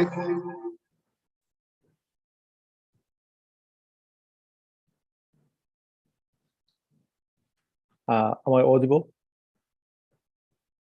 Yes, sir. Please go ahead, Dr. Patkal, sir. Thank you very much. I enjoyed the presentation so much, and thank you for sharing wisdom and actual experiences. I may add just a few quick comments here. When publishing an article, we should remember that that article is like a footprint for us. So we should be very actually careful about what we are publishing, what we are saying. And many of the junior colleagues, and I've seen that they not take it that much serious.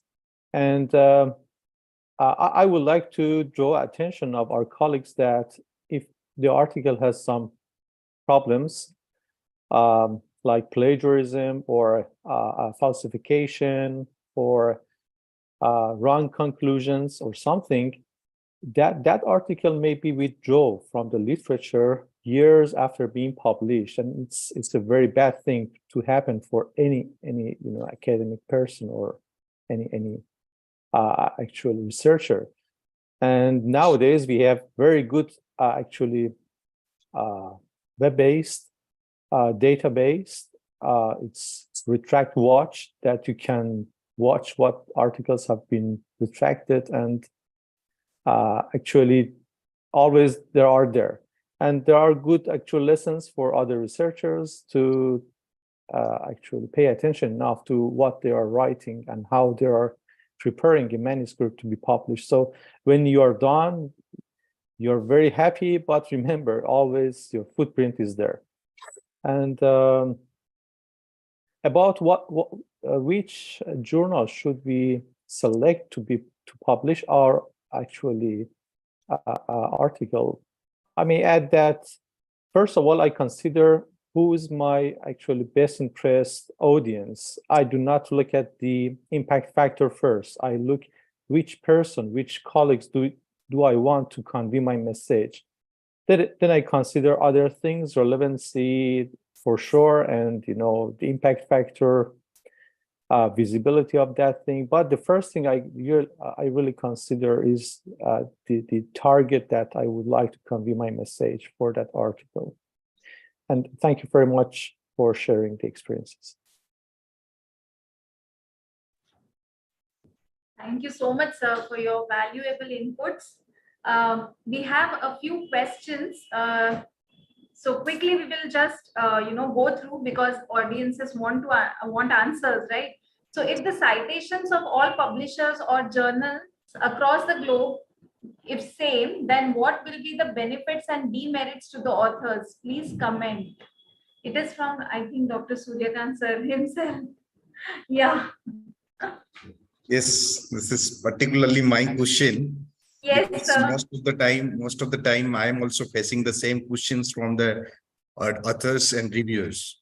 Why there is different reference manager, reference citations? Why different? Why not, equal, so that we can, minimize the times for the author or reviewers also.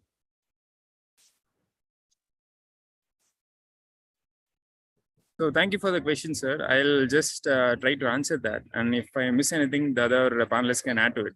So the first, different citation styles and the reference styles.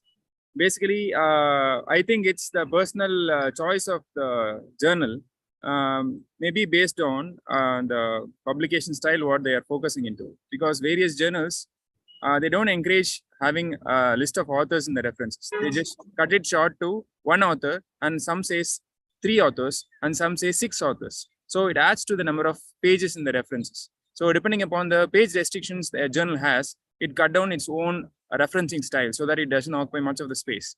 And sometimes they even restrict the number of references for pagination purposes. That is the main hurdle, I think, is making the referencing style to be different for individual journal. Other than that, every journal needs to have their own style and impact on the readers, so that they make an impression to them. So they have their own style, just making the name of the journal in italics or making the right author's name in bold. Such kind of subtle variations in the reference styles are being followed. So I think these are the basic reasons why we have different referencing styles for individual journals. If I have missed anything, I'm open to add all the points from the panelists. Right, absolutely. That also I'm thinking, because what Dr. Satish ji told, I think I really endorsed the statement and accept it. The author should follow that requirement of a publisher or a journal, and reader perspectives also. Thank you. Thank you, sir. Very well put. And that's the last question for the session, I guess, is what is the difference between references and bibliography? Okay, thanks for the question. The basic difference is references are the list of articles, what you have referred and cited in the particular article. But if you say bibliography, it also includes the background articles which you have referred but not yet cited in the individual article, like additional reading. Because when you go through textbooks, they give as bibliography where you have additional reading sources. That includes under bibliography but not under references. But if you particularly want to give a reference to a single statistical point that you are quoting in your text, then that comes under reference. But if you want your readers to have more wider knowledge on that area, you can add in your bibliography. Paper presentation. Nikita ma'am, please mute yourself. Sorry, yes. Okay, no problem. Okay, that's it about the main difference between a bibliography and a reference, I guess. Okay, thank you, Dr. Satish sir. Thank you, everyone. So now is the time to explore and brainstorm more on a wide spectrum of topics that will be presented by our very enthusiastic participants, the award-winning papers that our respected jury have selected to be presented for the next session. So with the permission of Dr. Farzad sir, Dr. Jha sir, and all the speakers, should I begin with the session of paper presentation? Please go ahead. Yes. Sure. Thank you. Thank you, sir. So I would like to welcome our honorable chairpersons for this session of paper presentation. Dr. Prakash Kumar Mandal, sir, who is Professor, Department of Hematology, Neel Ratan Sarkar Medical College and Hospital, Kolkata. He has been a part of several clinical trials as principal and co-investigator. He is editor-in-chief of Journal of Hematology and Allied Sciences. He has more than 100 scientific publications in various national and international journals. He also has written chapters in different scientific groups. I welcome you, sir, for chairing the session. And our second chairperson for today is, of course, Dr. Farzad, sir, who is an associate professor, Department of Ophthalmology, Farabi Eye Hospital, Tehran University of Medical Sciences, Iran. So I welcome both of you and thank you for gracing the session. I would now like to call upon Dr. Swati Paranjpe, who is Assistant Professor, Department of Physiotherapy, SET GS Medical College, and her topic is peer learning in health sciences. नहीं मैं चला रही हूँ मेरी में share sound का speed वो ही नहीं आ रहा है ना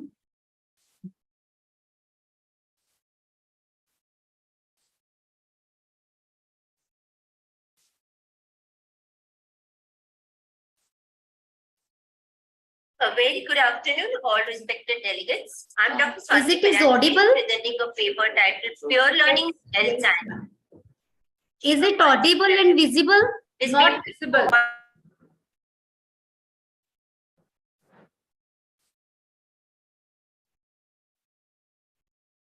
Is it the audible and visible? She's audible, but not It was audible or visible or not? She's audible. Are match compatible with a similar solution and not from the profession.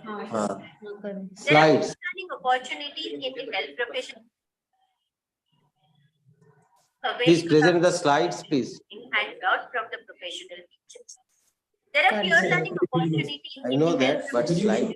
Yeah. Yes. When the students are posted in their clinic. Yes, now it's visible. Even in the classrooms, they learn through observation, experiences, and interaction.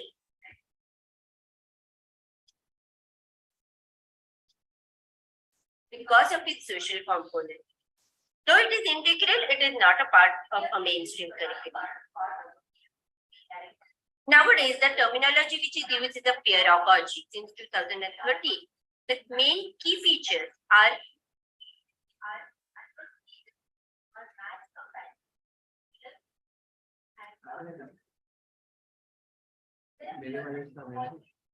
Is this audible now? No, ma'am, it is not audible.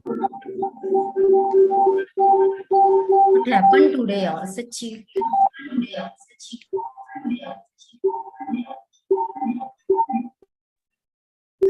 Today we are facing lots of technical glitches and apologies for that.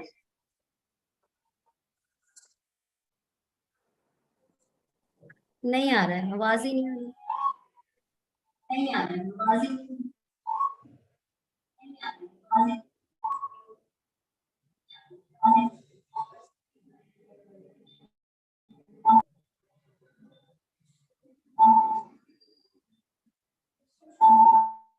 a paper titled Pure Learning in Health Sciences.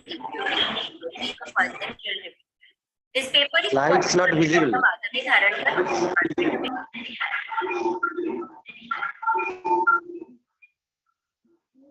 Sorry, please present the slides. There is some technical fault in the system actually.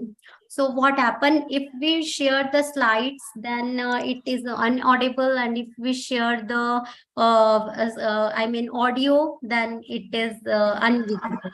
So we are trying to sort it out. Please allow few seconds.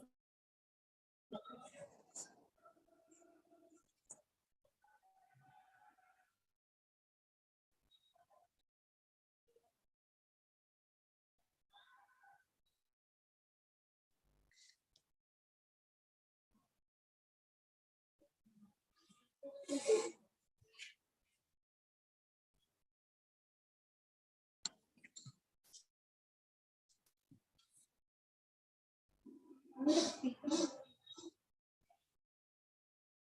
pre-recorded.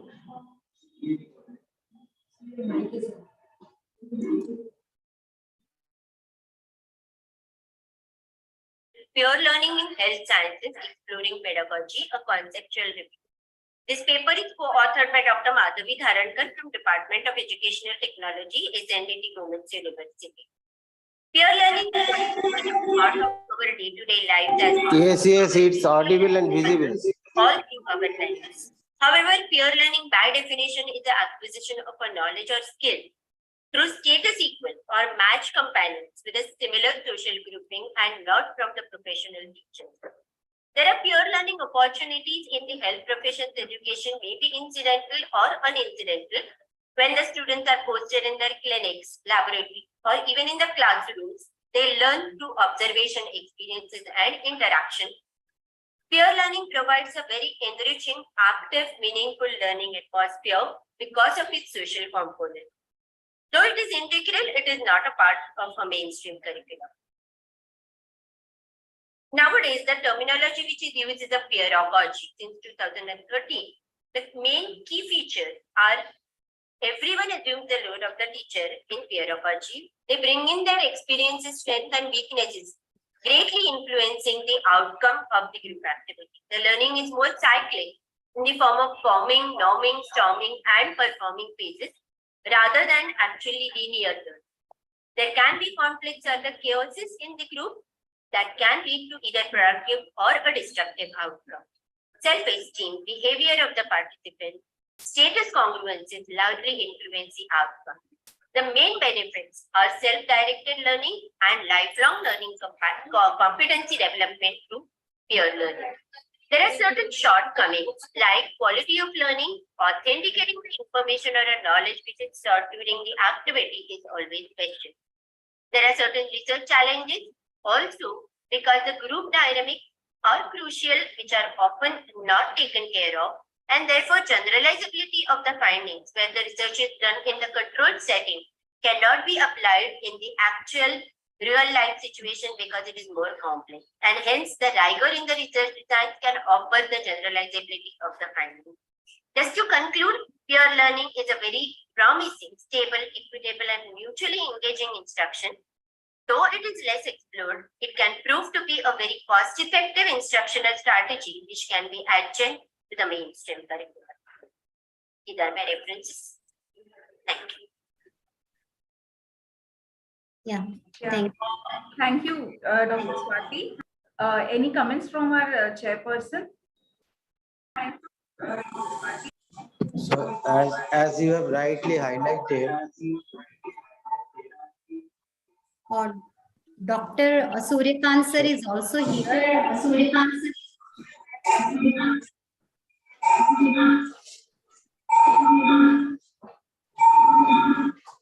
so in recent years, in Indian medical education, so if you go through the recent publications or the directives from NMC, the formerly MCI, now we are going to produce number of graduates, Indian medical graduates, earlier called MBBS graduates, etc. The terminology is changed at IMG, Indian medical graduates. And for teaching IMG, the basic concept that we have adopted by NMC is that competency-based medical education, CBME. And there one important paradigm shift is there. That is called andragogy. From pedagogy, we are trying to shift to andragogy, and there the self-directed learning, this peer learning, these are very important issues.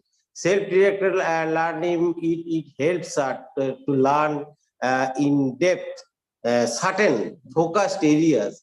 But in present days, the need of the day is our students, they have to pass through the filters of MCQs and MCQs. hundreds and thousands of MCQs they have to read, and they have to keep in their short chip inside the brain. So in that way, I think this peer learning process is a good thing, because we don't know whether even working as a medical faculty for last couple of years, I don't have the right idea which one is good. But the thing is, our future generations, they have to go by the trend, because that trend is set by us, and they have to pass through it. So if that is true, then peer learning is a very good means, I personally feel, especially when they have to go through the process of MCQ-based learning. Thank you. Thanks to the presenter. It's a very nice presentation in all sense. Thank you. I would like to inform you there are almost 329 nomination we received, and in this 60 are selected, and 10 are presenting here. The presentation is selected for the presenting here is 10, right? So here we continuously run the presentation, and after the end, if someone is having the comment, we can produce that comment also. So now the next one, madam. Thank you. Thank you. I would like to extend a warm welcome to Dr. Rajesh Gundarekar, sir. Thank you, sir, for joining. Next presenter for today is Dr. Abhilasha Mankar, Associate Professor, Shri Aurobindo College of Dentistry, Indore. One and all. Our topic is biomechanical preparation in primary molars using manual and pre-meaty instruments. My paper, biomechanical preparation in primary molars, evaluates 3 different nickel titanium rotary systems and a hand scale file system using CBCT and a specialized 3-dimensional reconstruction software. It analyzes the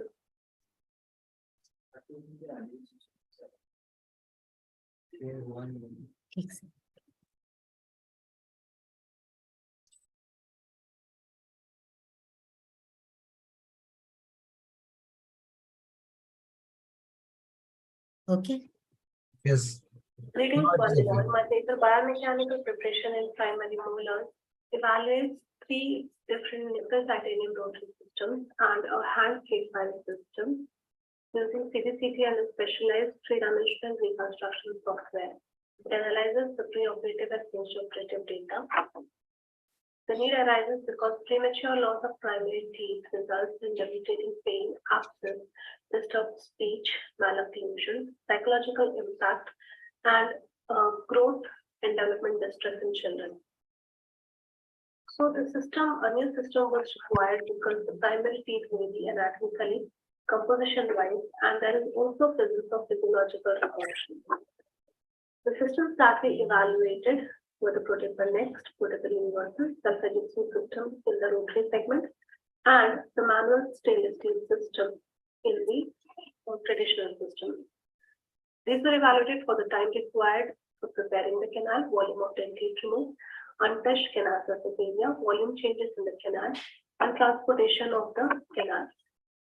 The pre and post-operative CBCT scans were made using the 3-dimensional reconstruction software, that is the business software, and the canal space was separated or segmented from the hard and soft tissue structure of the tooth. The pre-operative mask was prepared for the canal space, and a post-operative mask was prepared. Both were subtracted to determine volume of dentate removed.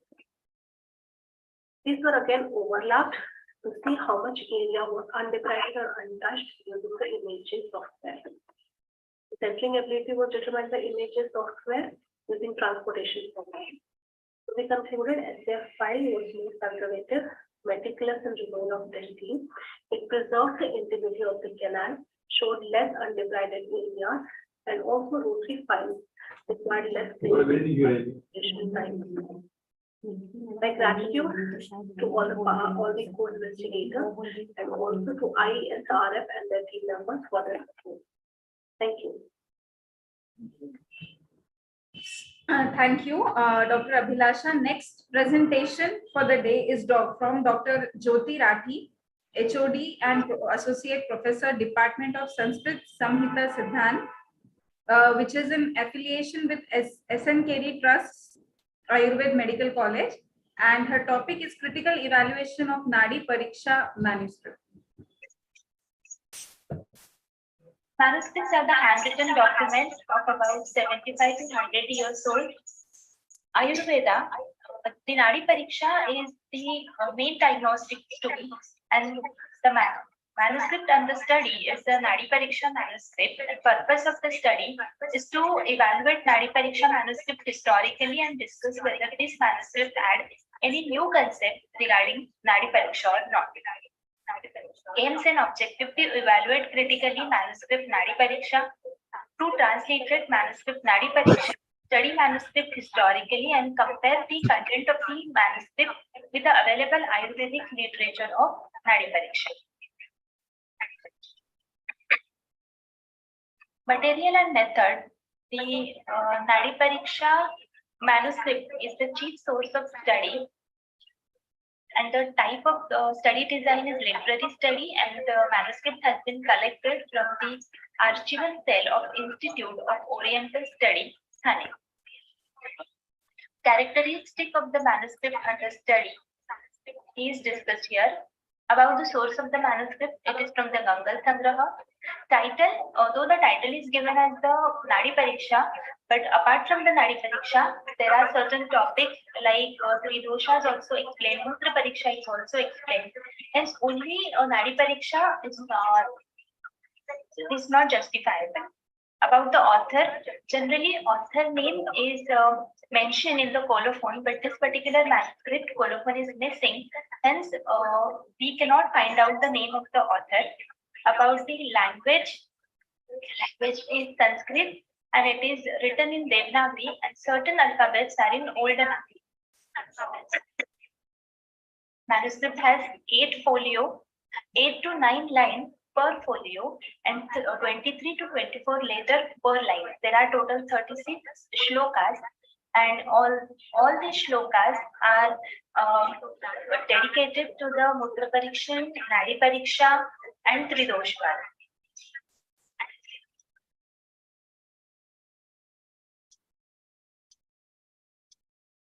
The unwanted text of the manuscript has been masked by black ink, somewhere it is light blue, and Harital is also used. About the status of the manuscript, though it is written as it is a complete manuscript, but manuscript is incomplete, most of the part is missing. Hence, we can conclude that this particular manuscript is maybe a copy or the copy of the main text or very popular text of Ayurveda, that is Yoga Ratnakar. Thank you.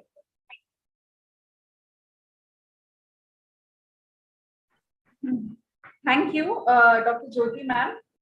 The next presentation for today is Dr. Dayanindya G, who is Assistant Professor, School of Yoga Therapy, Institute of Salutogenesis and Complementary Medicine, Sri Balaji Vidyapeeth, Pondicherry. Her topic is effect of yoga therapy on cardiovascular parameters in patients with psoriasis. Namaste. Myself, Dayanindya, and my topic for this award is effect of yoga therapy on cardiovascular parameter in patients with psoriasis, a pilot randomized controlled trial. And special thanks to my guide, co-guide, and team IESRF team for this wonderful opportunity. And introduction: psychodermatological disorder is a condition that involves an interaction between the mind and the skin. And it is classified into 3 types: psychophysiological disorder, primary psychiatric and secondary psychiatric disorder. And psychophysiological disorder, example psoriasis and eczema, are associated with skin problems that are not directly connected to the mind, but that react to emotional status such as stress. And yoga is a unique combination of isometric muscular contraction, stretching exercise, and relaxation technique, and breathing exercises. And various studies shows urgent yoga therapy alleviates stress in normal subjects and also patients with different conditions. And in this study, we have the enrollment and we have the inclusion criteria of psoriasis patient on medical management and the age to be performed the technique in the protocol. And age limit is 18 to 65, and we excluded the patients have salivary gland tumor and patients have hormone replacement therapies and medical condition affecting the HPA and already participating in yoga and regular basis. And it is randomized into two groups, and we have a group A. It's a bi-weekly yoga therapy for 3 months with the standard medical management, and group B control subjects. And using Zelen's design and the pretest of cardiovascular parameters, which is BP and heart rate, have been recorded in terms for 3 months, and post-test will be done. And we have taken 20 patients and 12 female and 8 males. And the patients were referred from the dermatology department and attended yoga therapy sessions at CITER, and now it is School of Yoga Therapy. And the subjects are randomized to yoga and control group with by simple randomization technique.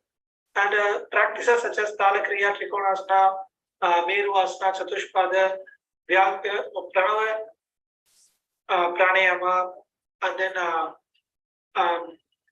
Pavanamukta Kriya, Sedu Kriyas. So actually these practices around 60 minutes they are given for weekly twice for 12 weeks. Heart rate, systolic and diastolic pressure was recorded with non-invasive blood pressure apparatus before and after the study.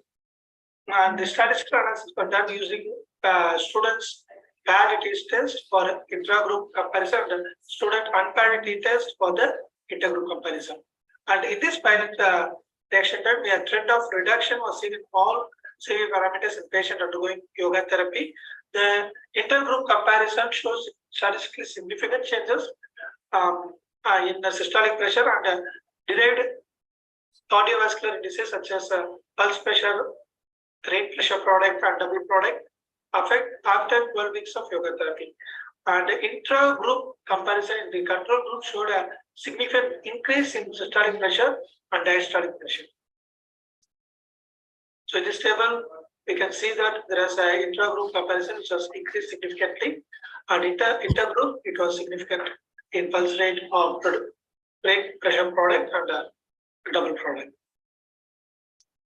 And I conclude this with there is a healthy reduction in ISP and derived cardiovascular indices following 12 weeks of urgent yoga therapy. This may be attributed to the reduction of stress happening with yoga therapy that also modify the patient's perception of their condition.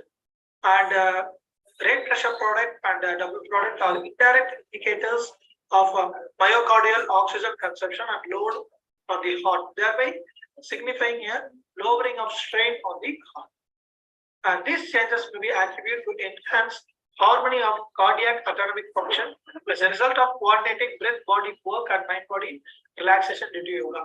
This may be causing reduction in the patient perceived stress and thereby manifest desirable improvement in the dermatological health status. We will be using perceived stress scale and PASI scale to determine such effects in the proposed randomized control trial. Yeah, these are the references, and thank you for this wonderful opportunity. Thank you. Thank you, sir. Now the fifth contestant for today is Dr. Yadunandan Dey, Associate Professor, Department of Pharmacology, Dr. B.C. Roy, College of Pharmacy and Allied Health Sciences, Durgapur, and the topic for presentation is inhibitory activity of N-hydra fluctuans LOR on calcium oxalate crystallization through in silico and in vitro study.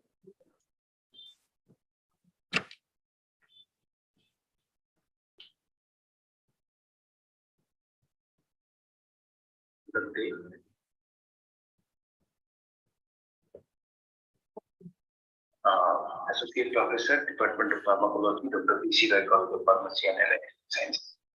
I'm here to present my presentation on the topic the inhibitory effect of anhydrofluorines on calcium oxalate crystallization in vitro and in silico studies. First of all, the urolithiasis is the formation of the stones in the kidneys and the other immune system. There are current therapies like the thiazide and the citrate, but they have lesser efficacy. Due to the limited pharmacotherapeutic option, the herbal is the main choice for the therapy. Many medicinal plants are there which are known to dissolve the kidney stone. One of such plants is an anhydrofluorines of the family, Eriaceae. It is used in ethnomedicinal practices by various tribes in the north Indian people and the Bangladesh for treatment of the stone and the problem. Hence, the standardized extract of anhydrofluorines was used for evaluating the anti-lymphatic activity like acid of the calcium oxalate crystallization. And further, to predict the mechanism of action, the molecular docking and relation studies were done with the phytoconstituent and the proteins which are responsible for the calcium oxalate crystallization. The plant was collected, processed, was standardized physicochemically. The preparation of the aqueous extract and the extract was subjected for the phytochemical screening. The in vitro crystallizations were done by standard protocol to the creation and aggregation studies. The molecular docking and the dynamic studies of the known phytochemicals between proteins responsible for the calcium oxalate crystallizations were done. These are the results. These are the phytochemical standardizations, the microscopy, powder microscopy, the physicochemical evaluation data. Percentage yield of the aqueous extract was found to be 18%. The various polar compounds are present in the aqueous extract of anhydrofluorines. The in vitro studies revealed that the aqueous extract at a dose of 50, 100, and 200 exhibited stone dissolving property as compared to the control and comparable with the standard drug system. These are the photomicrograph of the calcium oxalate crystallization. And the molecular docking and the dynamics also reveal that out of the 35 compounds, there is good affinity to the various proteins which are responsible for the calcium oxalate crystallization. So the study revealed the anti-lymphatic activity of anhydrofluorines and validates the medicinal use of this drug treatment of urolithiasis. Out of the 35 compounds, the 2 compounds were known to have modulatory effect on the fold and stone matrix-derived proteins, and further in vivo studies and the multiple studies are conducted to confirm and strengthen the anti-lymphatic activity. We are thankful to the DST-SERB for providing facilities for the work. We are thankful to the director and principal of our institute, Dr. B.C. Roy College of Pharmacy and Allied Sciences, for the encouragement. We are also thankful to the IPSRF for giving me opportunity to present my work.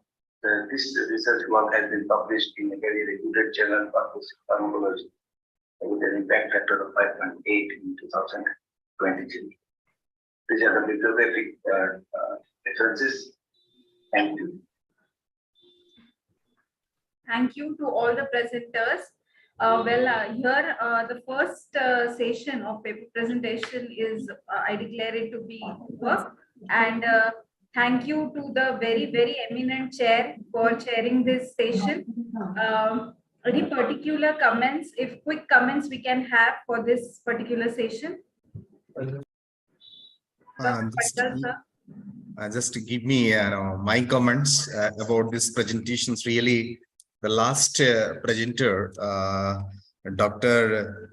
Day, because it is no doubt DST sponsored project, and he is presenting in such a valuable therapy, especially in cardiovascular parameters. Really, it is a good content of informations which is required for the current research. I hope all the audience will benefited by this brief plan, and his find out the research related to his domain. Thank you very much. This is my comments, valuable comments for the presenter. Thank you. Right. Yes. Am I audible? Yes, sir. Yes, sir. Okay. Am I audible now? Yes, sir. You are. Yes. This was a very scintillating scientific program in which very brief presentations were allowed. So this was a unique kind of experimentation in which all the presenters have showed that the message can be passed over without constraint of time. I must mention that each presentation was very specific and almost had a unique outcome. But the two presentations that I was attracted to, one was Nadi Parikshanam. The Nadi Parikshanam, as you normally would conceive, is only examination of the pulse. But this is not only examination of the pulse, this is much beyond, and the author herself says that it is still is not a complete information and maybe more research is required. The last presentation also I appreciated because this is a unique ethno-medicinal activity which must be promoted in our country, where so many plants or extracts have been in use for centuries. And this, if calcium oxalate crystallization can be prevented by using such plants, I think it's a great advantage. So thank you all the presenters. You all have been wonderful. Thank you, sir. I would now like to request Dr. Jha sir and Dr. Himanshu sir to please present plaque of appreciation for our eminent chair today. Yes, sure.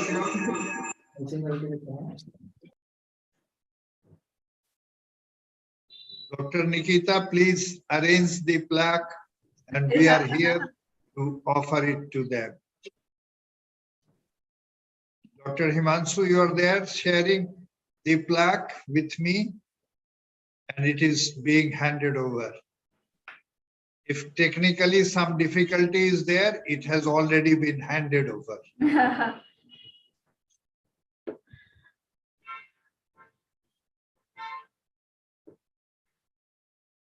We only wish and expect that these plaques will be handed over to them subsequently where they are physically present, and that will be the best thing done. Yes, sir. And we also have options for every winner to download their certificate of presentation, selection, and award, and also the digital memento from our website. So we will share the link to every winners after the program. Thank you so much, everyone. Now is the time to move on with the second session of the presentation, for which I'm very glad to announce the chairperson. I would like to humbly call upon Dr. Suryakant Swain sir, Professor and Dean, Department of Pharmacy, School of Pharmacy and Paramedical Sciences, KK University, Editorial Board of Indian Journal of Pharmacy and Pharmacology. He holds the position of editor-in-chief also.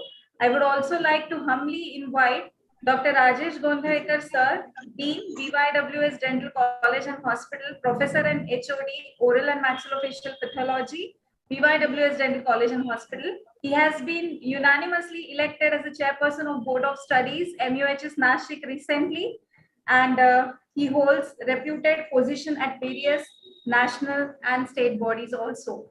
I welcome Rajesh sir for chairing this session.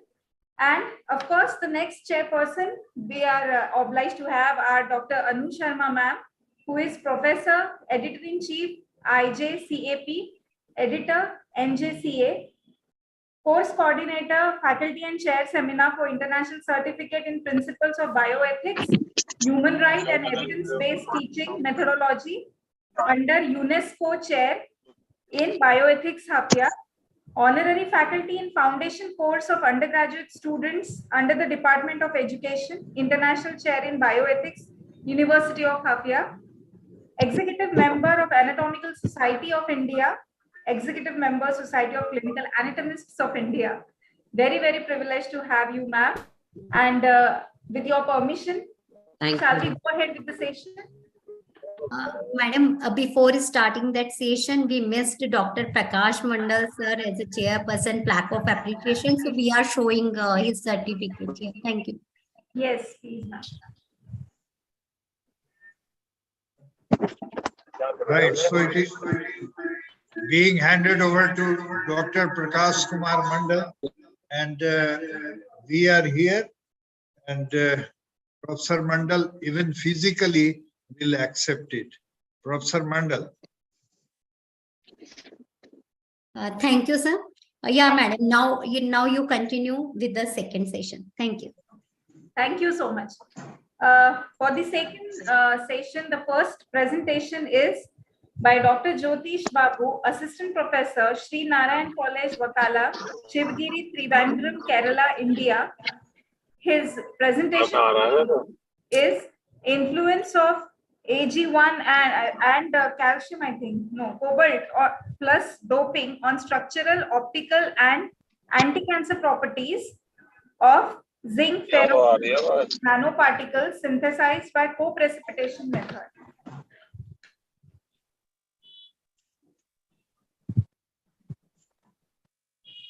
Good evening to all. First of all, thank you for the opportunity to present this venue. My name is Jyotish Babu, and today I present a paper, Influence of AG and CO doping on structural, optical and anti-cancer properties of synthetic nanoparticles synthesized by co-precipitation method.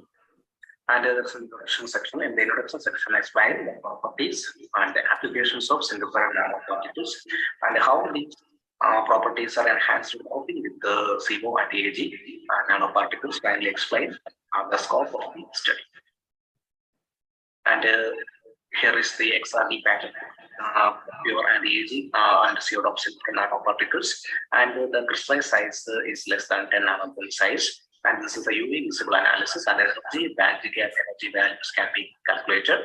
And the highly soluble sample, that is, the exposure to AG or oxygen nanoparticles for 24-hour decrease the cancer cell viability in a dose-dependent manner with an LC50 value of 7.17 mg/ml, which is less than compared to standard 5-fluorouracil and AG toxic nanoparticles treated with the normal cells. The LC50 value found to be 172.9 mg/ml. And from the flow cytometry apoptosis analysis, we can observe that the cells in the percentage of readily apoptosis significantly improved with the treatment of AG and the CO nanoparticles. And this is the phase contrast images of pure and AG and CO nanoparticles with different doping concentrations. And among these samples, the best result obtained was CO nanoparticles with the doping concentration 0.05, which is highlighted red color, and which represents a SFO. Therefore, the set sample was compared with standard 5-fluorouracil and analysis with the same doping concentrations. And the phase contrast images of the set analysis, the cell viability of phase contrast images with the SFO and 5-fluorouracil and analysis from zero. And the corresponding graphic representation of cell viability towards the SFO and 5-fluorouracil and the analysis from the figure. And this is the apoptosis result. And let's say small conclusion part, that is, in AG and CO nanoparticles, the optical energy band values decrease from 1.71 to 1.52 electron volt as cobalt function increases, while it is decreased from 1.62 to 1.73 electron volt. Doping concentration AG kind of increases. And the XRD bifurcating that is for nanoparticle shows a single phase structure. And from the person observed that the AG and sort of nanoparticle shows selectively targeted cancer cells and which less normal and healthy cells. And we can explain the exposure to AG nanoparticles with the hospital manner with an LC50 value of 7.17, which is less than standard 5FU. So as an acknowledgement portal, we are deeply acknowledged to IESR of T. Thank you so much. Thank you so much, Dr. Jyotish. First of all, thank you for the opportunity to present. Okay, so moving on to the next presentation is by Dr. Subramaniam, Assistant Professor, GITM School of Pharmacy. The topic for presentation is paclitaxel and dapagliflozin dual loaded chitosan coated PLGA nanoparticles.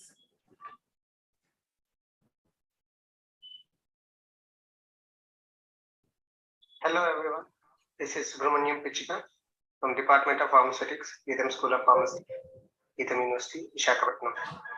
I would like to thank first of all IESR nominating me for this category of Young Research Award. And I am very happy to present my presentation on my recent research work related to breast cancer. And let us just go through the title of my research, that is paclitaxel and lapatinib dual-loaded chitosan coated PLGA nanoparticle and has cytotoxicity by circumventing anti-hormone-mediated trastuzumab resistance in HER2-positive breast cancers. I have done both in vitro and in vivo study. Study aim of my current research work is to generate dual drug-loaded chitosan coated PLGA nanoparticle delivering a synergistic combination of my dual drug, that is paclitaxel and lapatinib, to improve efficiency with MTR and also further enhance the cytotoxicity by circumventing anti-hormone-mediated trastuzumab resistance in positive breast cancer. Let's go through the summary of the research work. In comparison to sensitive BT47 cells, we have a ratio of 3:1 molar ratio of paclitaxel lapatinib demonstrated shows the significant synergistic effect, which is respective compared with the reversal index of approximately 13.4 in trastuzumab BT07 for trastuzumab resistant cells. We can also, I have also placed here the data for particle size diameters of the prepared chitosan coated formulations, ranging from which all the formulations are falling in the range of 157 to 263.5 plus or minus 6 nanometer. So the entrapment efficiency and drug loading of these coated formulations are 80.8 and 1.5 respectively percentage of the entrapment and drug loading. Further, we have studied the successful co-delivery of these dual drugs, resulting in maximum in vitro release in 72. And further, we have quantification done for the intracellular drug accumulation revealed through the encapsulation effectively increase the drug uptake in post and transdermal resistance. Coming to the conclusion of my current research work, this is the first study to validate biocompatible nanobarriers coated with chitosan for drug loading of paclitaxel and lapatinib. This is a novel tool capable of down-regulating PTP1 expression and also trastuzumab and PTX, that is paclitaxel efficiency agonist resistant HER2 positive breast cancer cell. Paclitaxel and lapatinib shown here is a molar ratio of 3:1, which has shown the best results in vitro cytotoxicity assay. And also the uncoated formulation and dual-loaded particles with synergistic in vitro release of paclitaxel and lapatinib demonstrated rapid release.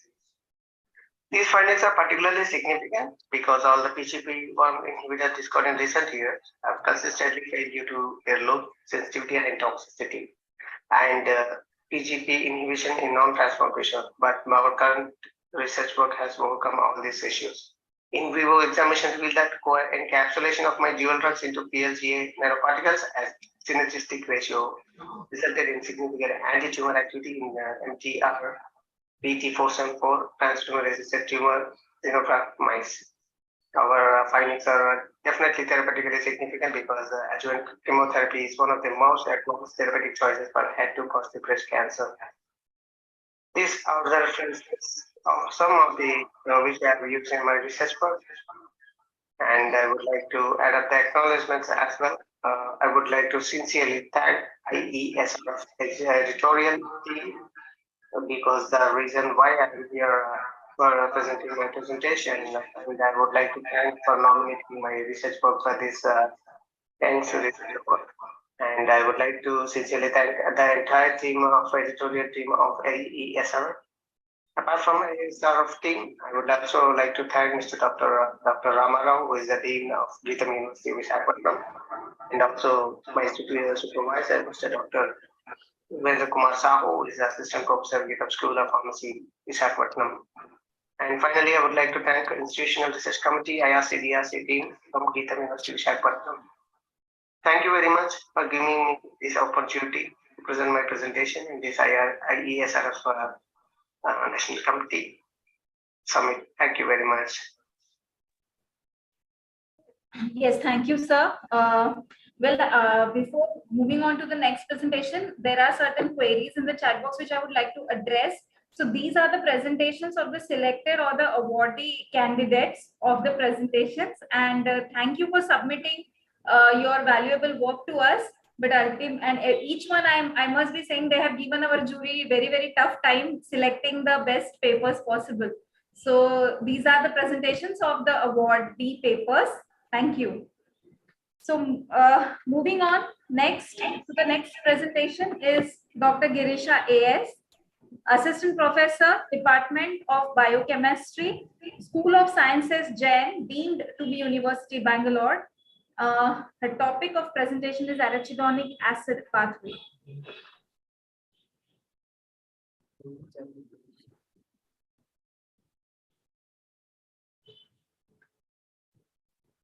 Hello everyone, I am Dr. Girish. Today I am going to briefly explain my work. There's nothing but the English concept for phospholipid tissue and model. So as you know, inflammation is mainly caused by phospholipid as well as the coughs and coughs. Yeah, the drugs, whatever we are using, like either the coughs or coughs, that cannot reduce the inflammation because the phospholipid once it's split from the membrane, it will process directly on like phospholipids. That can initiate the lysophosphatase the other side because other side effects. So it will keep on inflammation. So that idea to the inflammation. Hence, we know that the source of phospholipid is in human, first thing, and second thing, apart from humans, the reptiles like snakes, they have very good source of phospholipid. In our study, we taken the phospholipase from the white pepper cells that belongs to group 2 similar to humans. It is proved by a sequence analysis by cluster omega. So more than 90% is similar to phospholipase, and the plant base for the inflammation without any side. Then we use the plant materials for the bioactive compounds for neutralization. Initially, we screened so many bioactive compounds from the phosphorus and that we came to know that anamonic acid is very good energy level and binding to set up the phospholipid. And in inflammation assay, inhibition assay also it's good. It has very good inhibition of the phospholipids in concentration of 7.7. And most of the available phospholipids inhibitors they can inhibit the phospholipid activity by binding metal dependent enzyme. So like lipocardin. So we tested for that one also. It's completely independent of calcium as well as the substrate. And the interaction is done by the fluorescence assay. So where exactly the inhibition will bind to the enzyme, it will cause the quench. That can be supported by seed also, where we can easily find out the changes in alpha helix by using P2D3 software. So apart from that one, the major causes of inflammation is hemolysis as well as edema. So PLA2 is a good source for the causing of edema as well as the lysis. So that one also we studied by neutralization. So, and the last one, the uniqueness of this work is hemorrhage activity. As you know, the PLA2 alone won't increase hemorrhage activity, but in case of snake bite as well as the honeybee bite, so the non-enzymatic peptides, whatever present, for example, in honeybee we have malatin, so that can cause the hemorrhage, so permanent damage of the tissue. In human, we can observe it in synergistic effect of phospholipase along with the vitamins. So here we have taken the non-enzymatic peptide from the viper result. The first one is a PLA2 alone, it won't induce an hemorrhage except edema. At the same time, hemorrhagic complex, non-enzymatic peptide also it's unable to induce an hemorrhage, whereas in presence of both in the synergistic effect, we can see the hemorrhagic activity. In the presence of in the A1, we can see the inhibitor is neutralized, which will control the hemorrhagic activity. So it proved that animalic acid potentially inhibit the PLA2 activity in turn the inflammation, so that we can easily use it as an alternative medicine for non-steroid anti-inflammatory drugs, so that the COX and LOX inhibitors. Thank you. Yeah, thank you, sir, for the wonderful presentation. Next in line is Dr. Drisha Nair, MD, Biochemistry, BJ Medical College, Ahmedabad. And the topic is, will standardization be a new approach towards evidence-based medicine?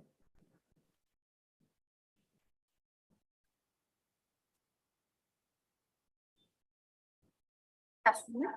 I am Dr. Drisha Nair. Today I will be talking on my research paper on the topic, will standardization be a new approach towards evidence-based medicine? To begin with, I have explained what evidence-based medicine and the concept of standardization and harmonization is, and how it can be applied in our day-to-day clinical practice, especially when the disease is defined by clinical biochemistry results, such as diagnosis of diabetes. Here we have used 50 patient plasma samples to analyze glucose ranging between 50 to 500 mg per deciliter by two different methods, two different analyzers. The set of data which are obtained are mathematically analyzed using linear regression, where we obtained a strong positive correlation. Later we measured agreement using planned alternate plot, where we concluded the methods could be used interchangeably. We later measured repeatability, which showed no particular variation, and to measure instrumental bias, we compared it with an external quality control material, where a very negligible bias were obtained. Later, both these methods are metrologically traced to one reference method. So trueness is one of the biggest concerns, where different methods produce different divergent results, which prevents portability and also realization of common reference interval, as well as hampers benefits of interval studies and their contribution to evidence-based medicine. So also for non-specific methods, concept of harmonization can be used. From this, we conclude that standardization enables uniform interpretability, which is important in integrating health system into modern clinical environment. This approach will help in universal portability of records and to eliminate existing confusions regarding interpretations. These are the different references used. Good afternoon. I am Dr. Drisha Nair. Today I will be talking on my research paper. Yeah, thank you. I would like to request all the participants to stay tuned. This is the last presentation for the session. And after that, the much awaited award ceremony is coming. Okay, so please stay tuned. And this is the last presentation of this session, which is by Dr. Uma Maheshwari, Professor and Head Biochemistry, Bharat Medical College and Hospital, whose topic is assessment of serum zinc levels in rural pregnant women in Chengalpattu district, Tamil Nadu.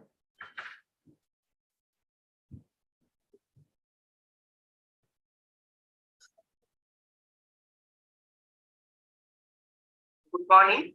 I am Dr. Uma Maheshwari. I am working as a professor in Victoria Biochemistry at the Bharat Medical College and Hospital. My topic of presentation is assessment of serum zinc level among rural pregnant women in Chengalpattu district, Tamil Nadu. So zinc is a micronutrient which is required as a coenzyme for the metabolism of carbohydrates, lipids, and proteins. And zinc deficiency is becoming more common nowadays in pregnant women, especially in developing countries like India. So prevalence studies on zinc deficiency in pregnant women in the South Indian population is very scanty, and it needs to be evaluated.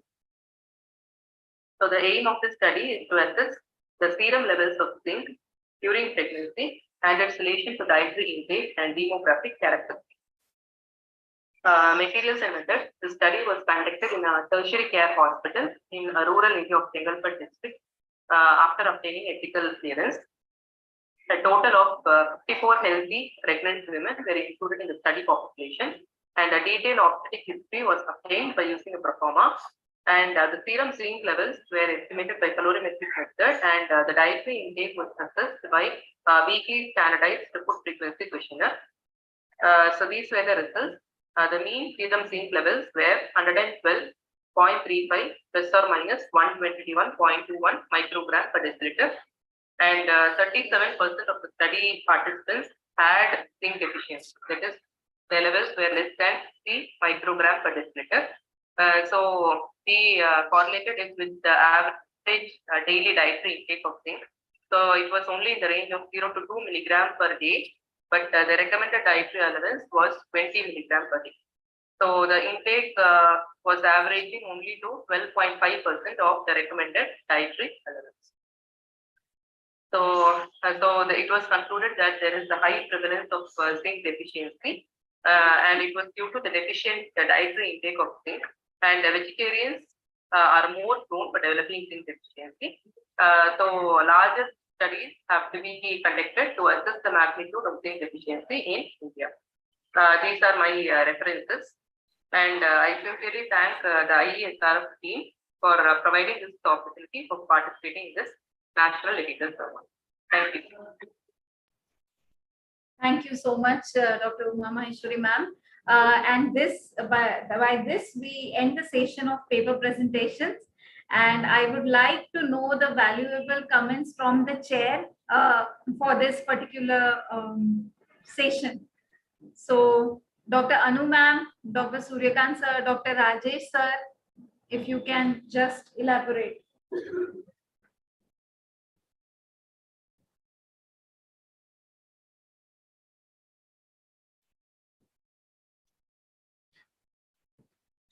Yes, Dr. Yeah, ma'am. Yes, Dr. Suryakant sir, Dr. Anu madam, if you want to share your comments. Let me thank you very much for giving me this opportunity. I really congratulate all the participating persons who are presented this particular forum. Really, starting from Dr. Swati to Dr. Uma Maheshwari, the topics beyond the out of imaginations, and this is a really good platform which is created by ISFR for the new researchers. Basically, the new researchers. The rule of a presenters is not for essential to running the meetings, but with effective outcome-based presentations is giving me, and not only to me, for all the audience or the participator or delegates who are presented these sessions. Really, it is very fantastic. And the common important things for this presentation is that specific meeting outcomes we are getting. And the second one is that, advanced approach toward the current research, and advanced research is going on. And that also presented by our, audience. And the third one is that assigned rules and responsibility, what is given to you within the specific duration you completed.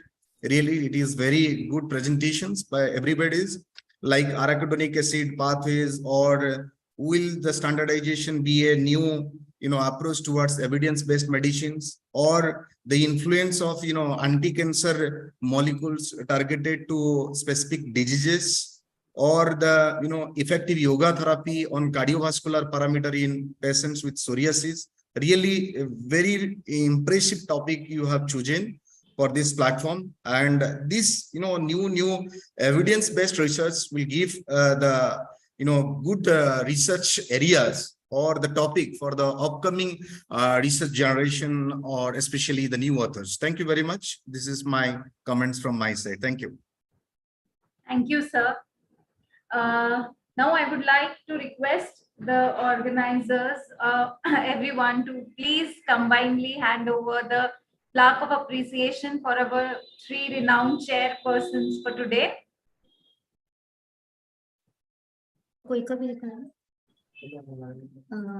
Yeah, thank you, madam. We are just sharing.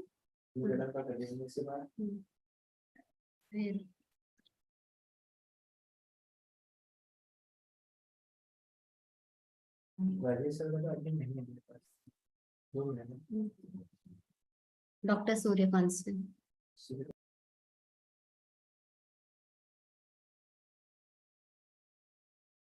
Thank you. Thank you, everyone. Thank you, madam.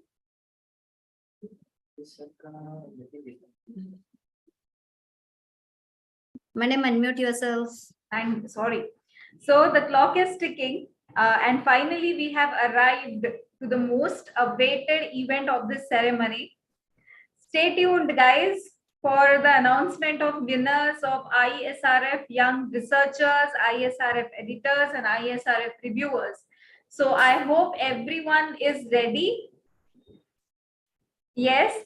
So now I would like to make a humble request to Dr. Lalit Gupta sir and Dr. Sabita Yogaraj ma'am to please announce the winners. So thank you very much. All of the presenters were very good, and we had a very tough time to find out the winners. However, we tried to find as many as possible, and the results we are sharing with you. So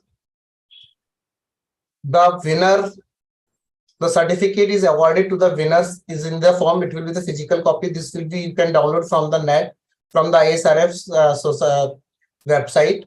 And now coming to the most awaited awards, the Young Researcher Award.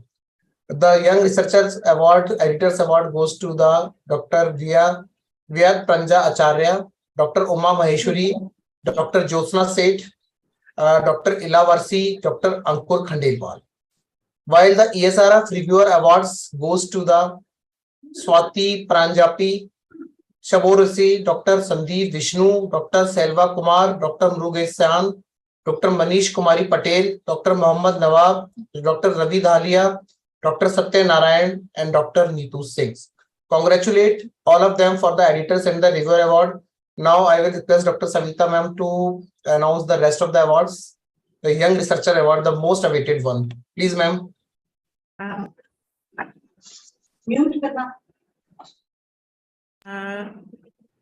Hello, everyone. Actually, the award list is with Nikita ma'am. So I hand over the mic to Nikita ma'am to announce the award winners. Thank you. Yeah, thank you, madam.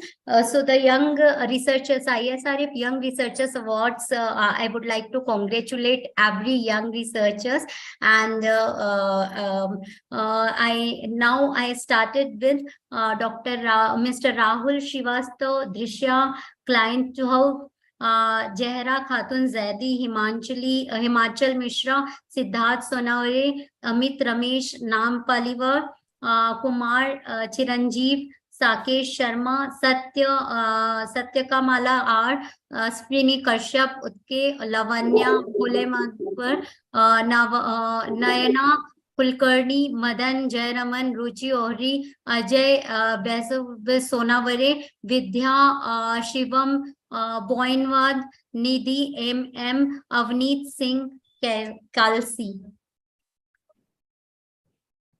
Dr. Lalit. Yeah, so these were guys for the at present, and we congratulate each one of you. You can keep the copies with you from the ISRF website, and the others' names are also uploaded on the site, which Nikita ma'am will brief you.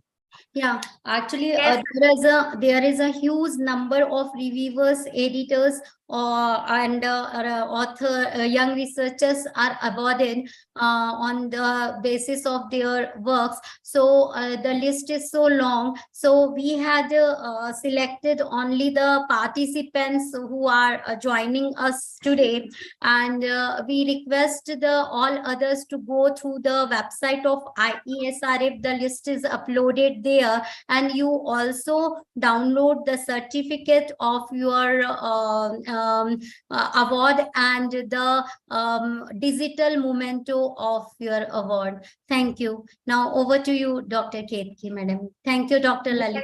Thank you, everyone. So heartiest congratulations to all the award winners and those who have submitted their work, because I know every person who is working in this field is doing a commendable job. So to winners and to the participants, I really say heartiest congratulations.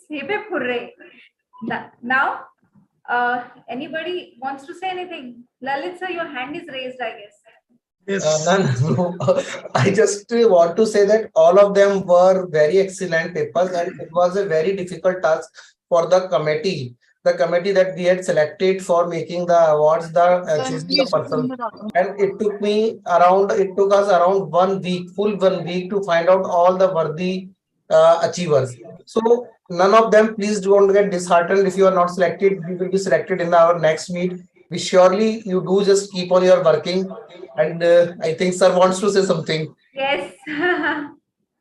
Well, I must congratulate both these sides, those who have taken pains to review all these articles. And as far as participants are concerned, I find both the extremes of experience were there. So as far as the experienced ones are concerned, I think they were expected to do well, but it is not very ordinary to fight with the younger generation. The younger generation are sometimes better equipped technologically. So I must congratulate the experienced and the inexperienced who have won the awards. And even those who have not done it, I think they should not lose their heart, because they are the next one in this series to win them later. Finally, I must congratulate the whole team of IESRF for doing their best. And now I'm reminded of the theme that we chose for this summit. And it seems the changes have been seen to be unleashed from day one itself. Congratulations, hats off to the whole team. Thank you. Thank you, sir. There is one more thing. Tomorrow we also have, apart from the very magnificent academic session, the presentation, the very poster presentation of offline of the candidates who are attending with us. So it will be displayed there for the benefits of other, and it will be I think telecasted online for all the registered participants. Yes, it is telecasted for them, and there is a screen which is the live screen there in the hall, which display all the posters and the papers during the sessions, and after the presentation and scientific sessions also. So there are few questions in the chat box. Actually, the other submitted presentations they are arising for, so we run it tomorrow, so don't be panicked, and our team from our office, the coordinator Rupali should be connected with you for your presentation, which have to be present tomorrow. Thank you. Most importantly, everybody should be there tomorrow morning before time, not in time, before time. Please ensure that you are there. So it's the last announcement from my side. We request you all to join tomorrow us physically on NDMC Convention Center in in Connaught Palace, and every information will be sent on your WhatsApp and a registered email ID for all the communications. Thank you. Yes. So I guess everybody is overwhelmed at this point, but Acha, Sabita ma'am wants to say something. Yeah. Hello, good evening all. It was really a wonderful presentation, and I think all the participants and delegates must have felt that vibe of that, as Dr. Jha said that unleashing the publication scenario. So basically tomorrow, we promise you that tomorrow's session will be more fruitful than these. So please join us physically, online, the mode which you prefer. And of course, we'll give you a very feast of academic activity. So we expect you all, and thank you so much all for joining. And come prepared to stay whole day, not that after your part is over, you leave the venue. We have to be there till the dinner time. Thank you. Yeah. Yeah. Yes, of course. So the thing is that the clock is really running fast, and we have to give them some space to relieve themselves so that they can come with the same zeal tomorrow.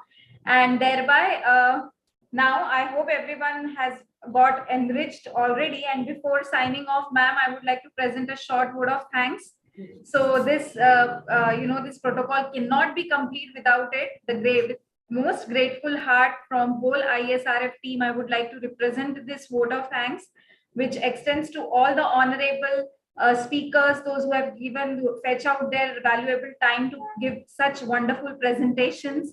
I would like to thank the organizers for so much of sweat that you have put in for organizing this event, for reviewing the papers, for awarding, assorting so many things, last moment hush rush.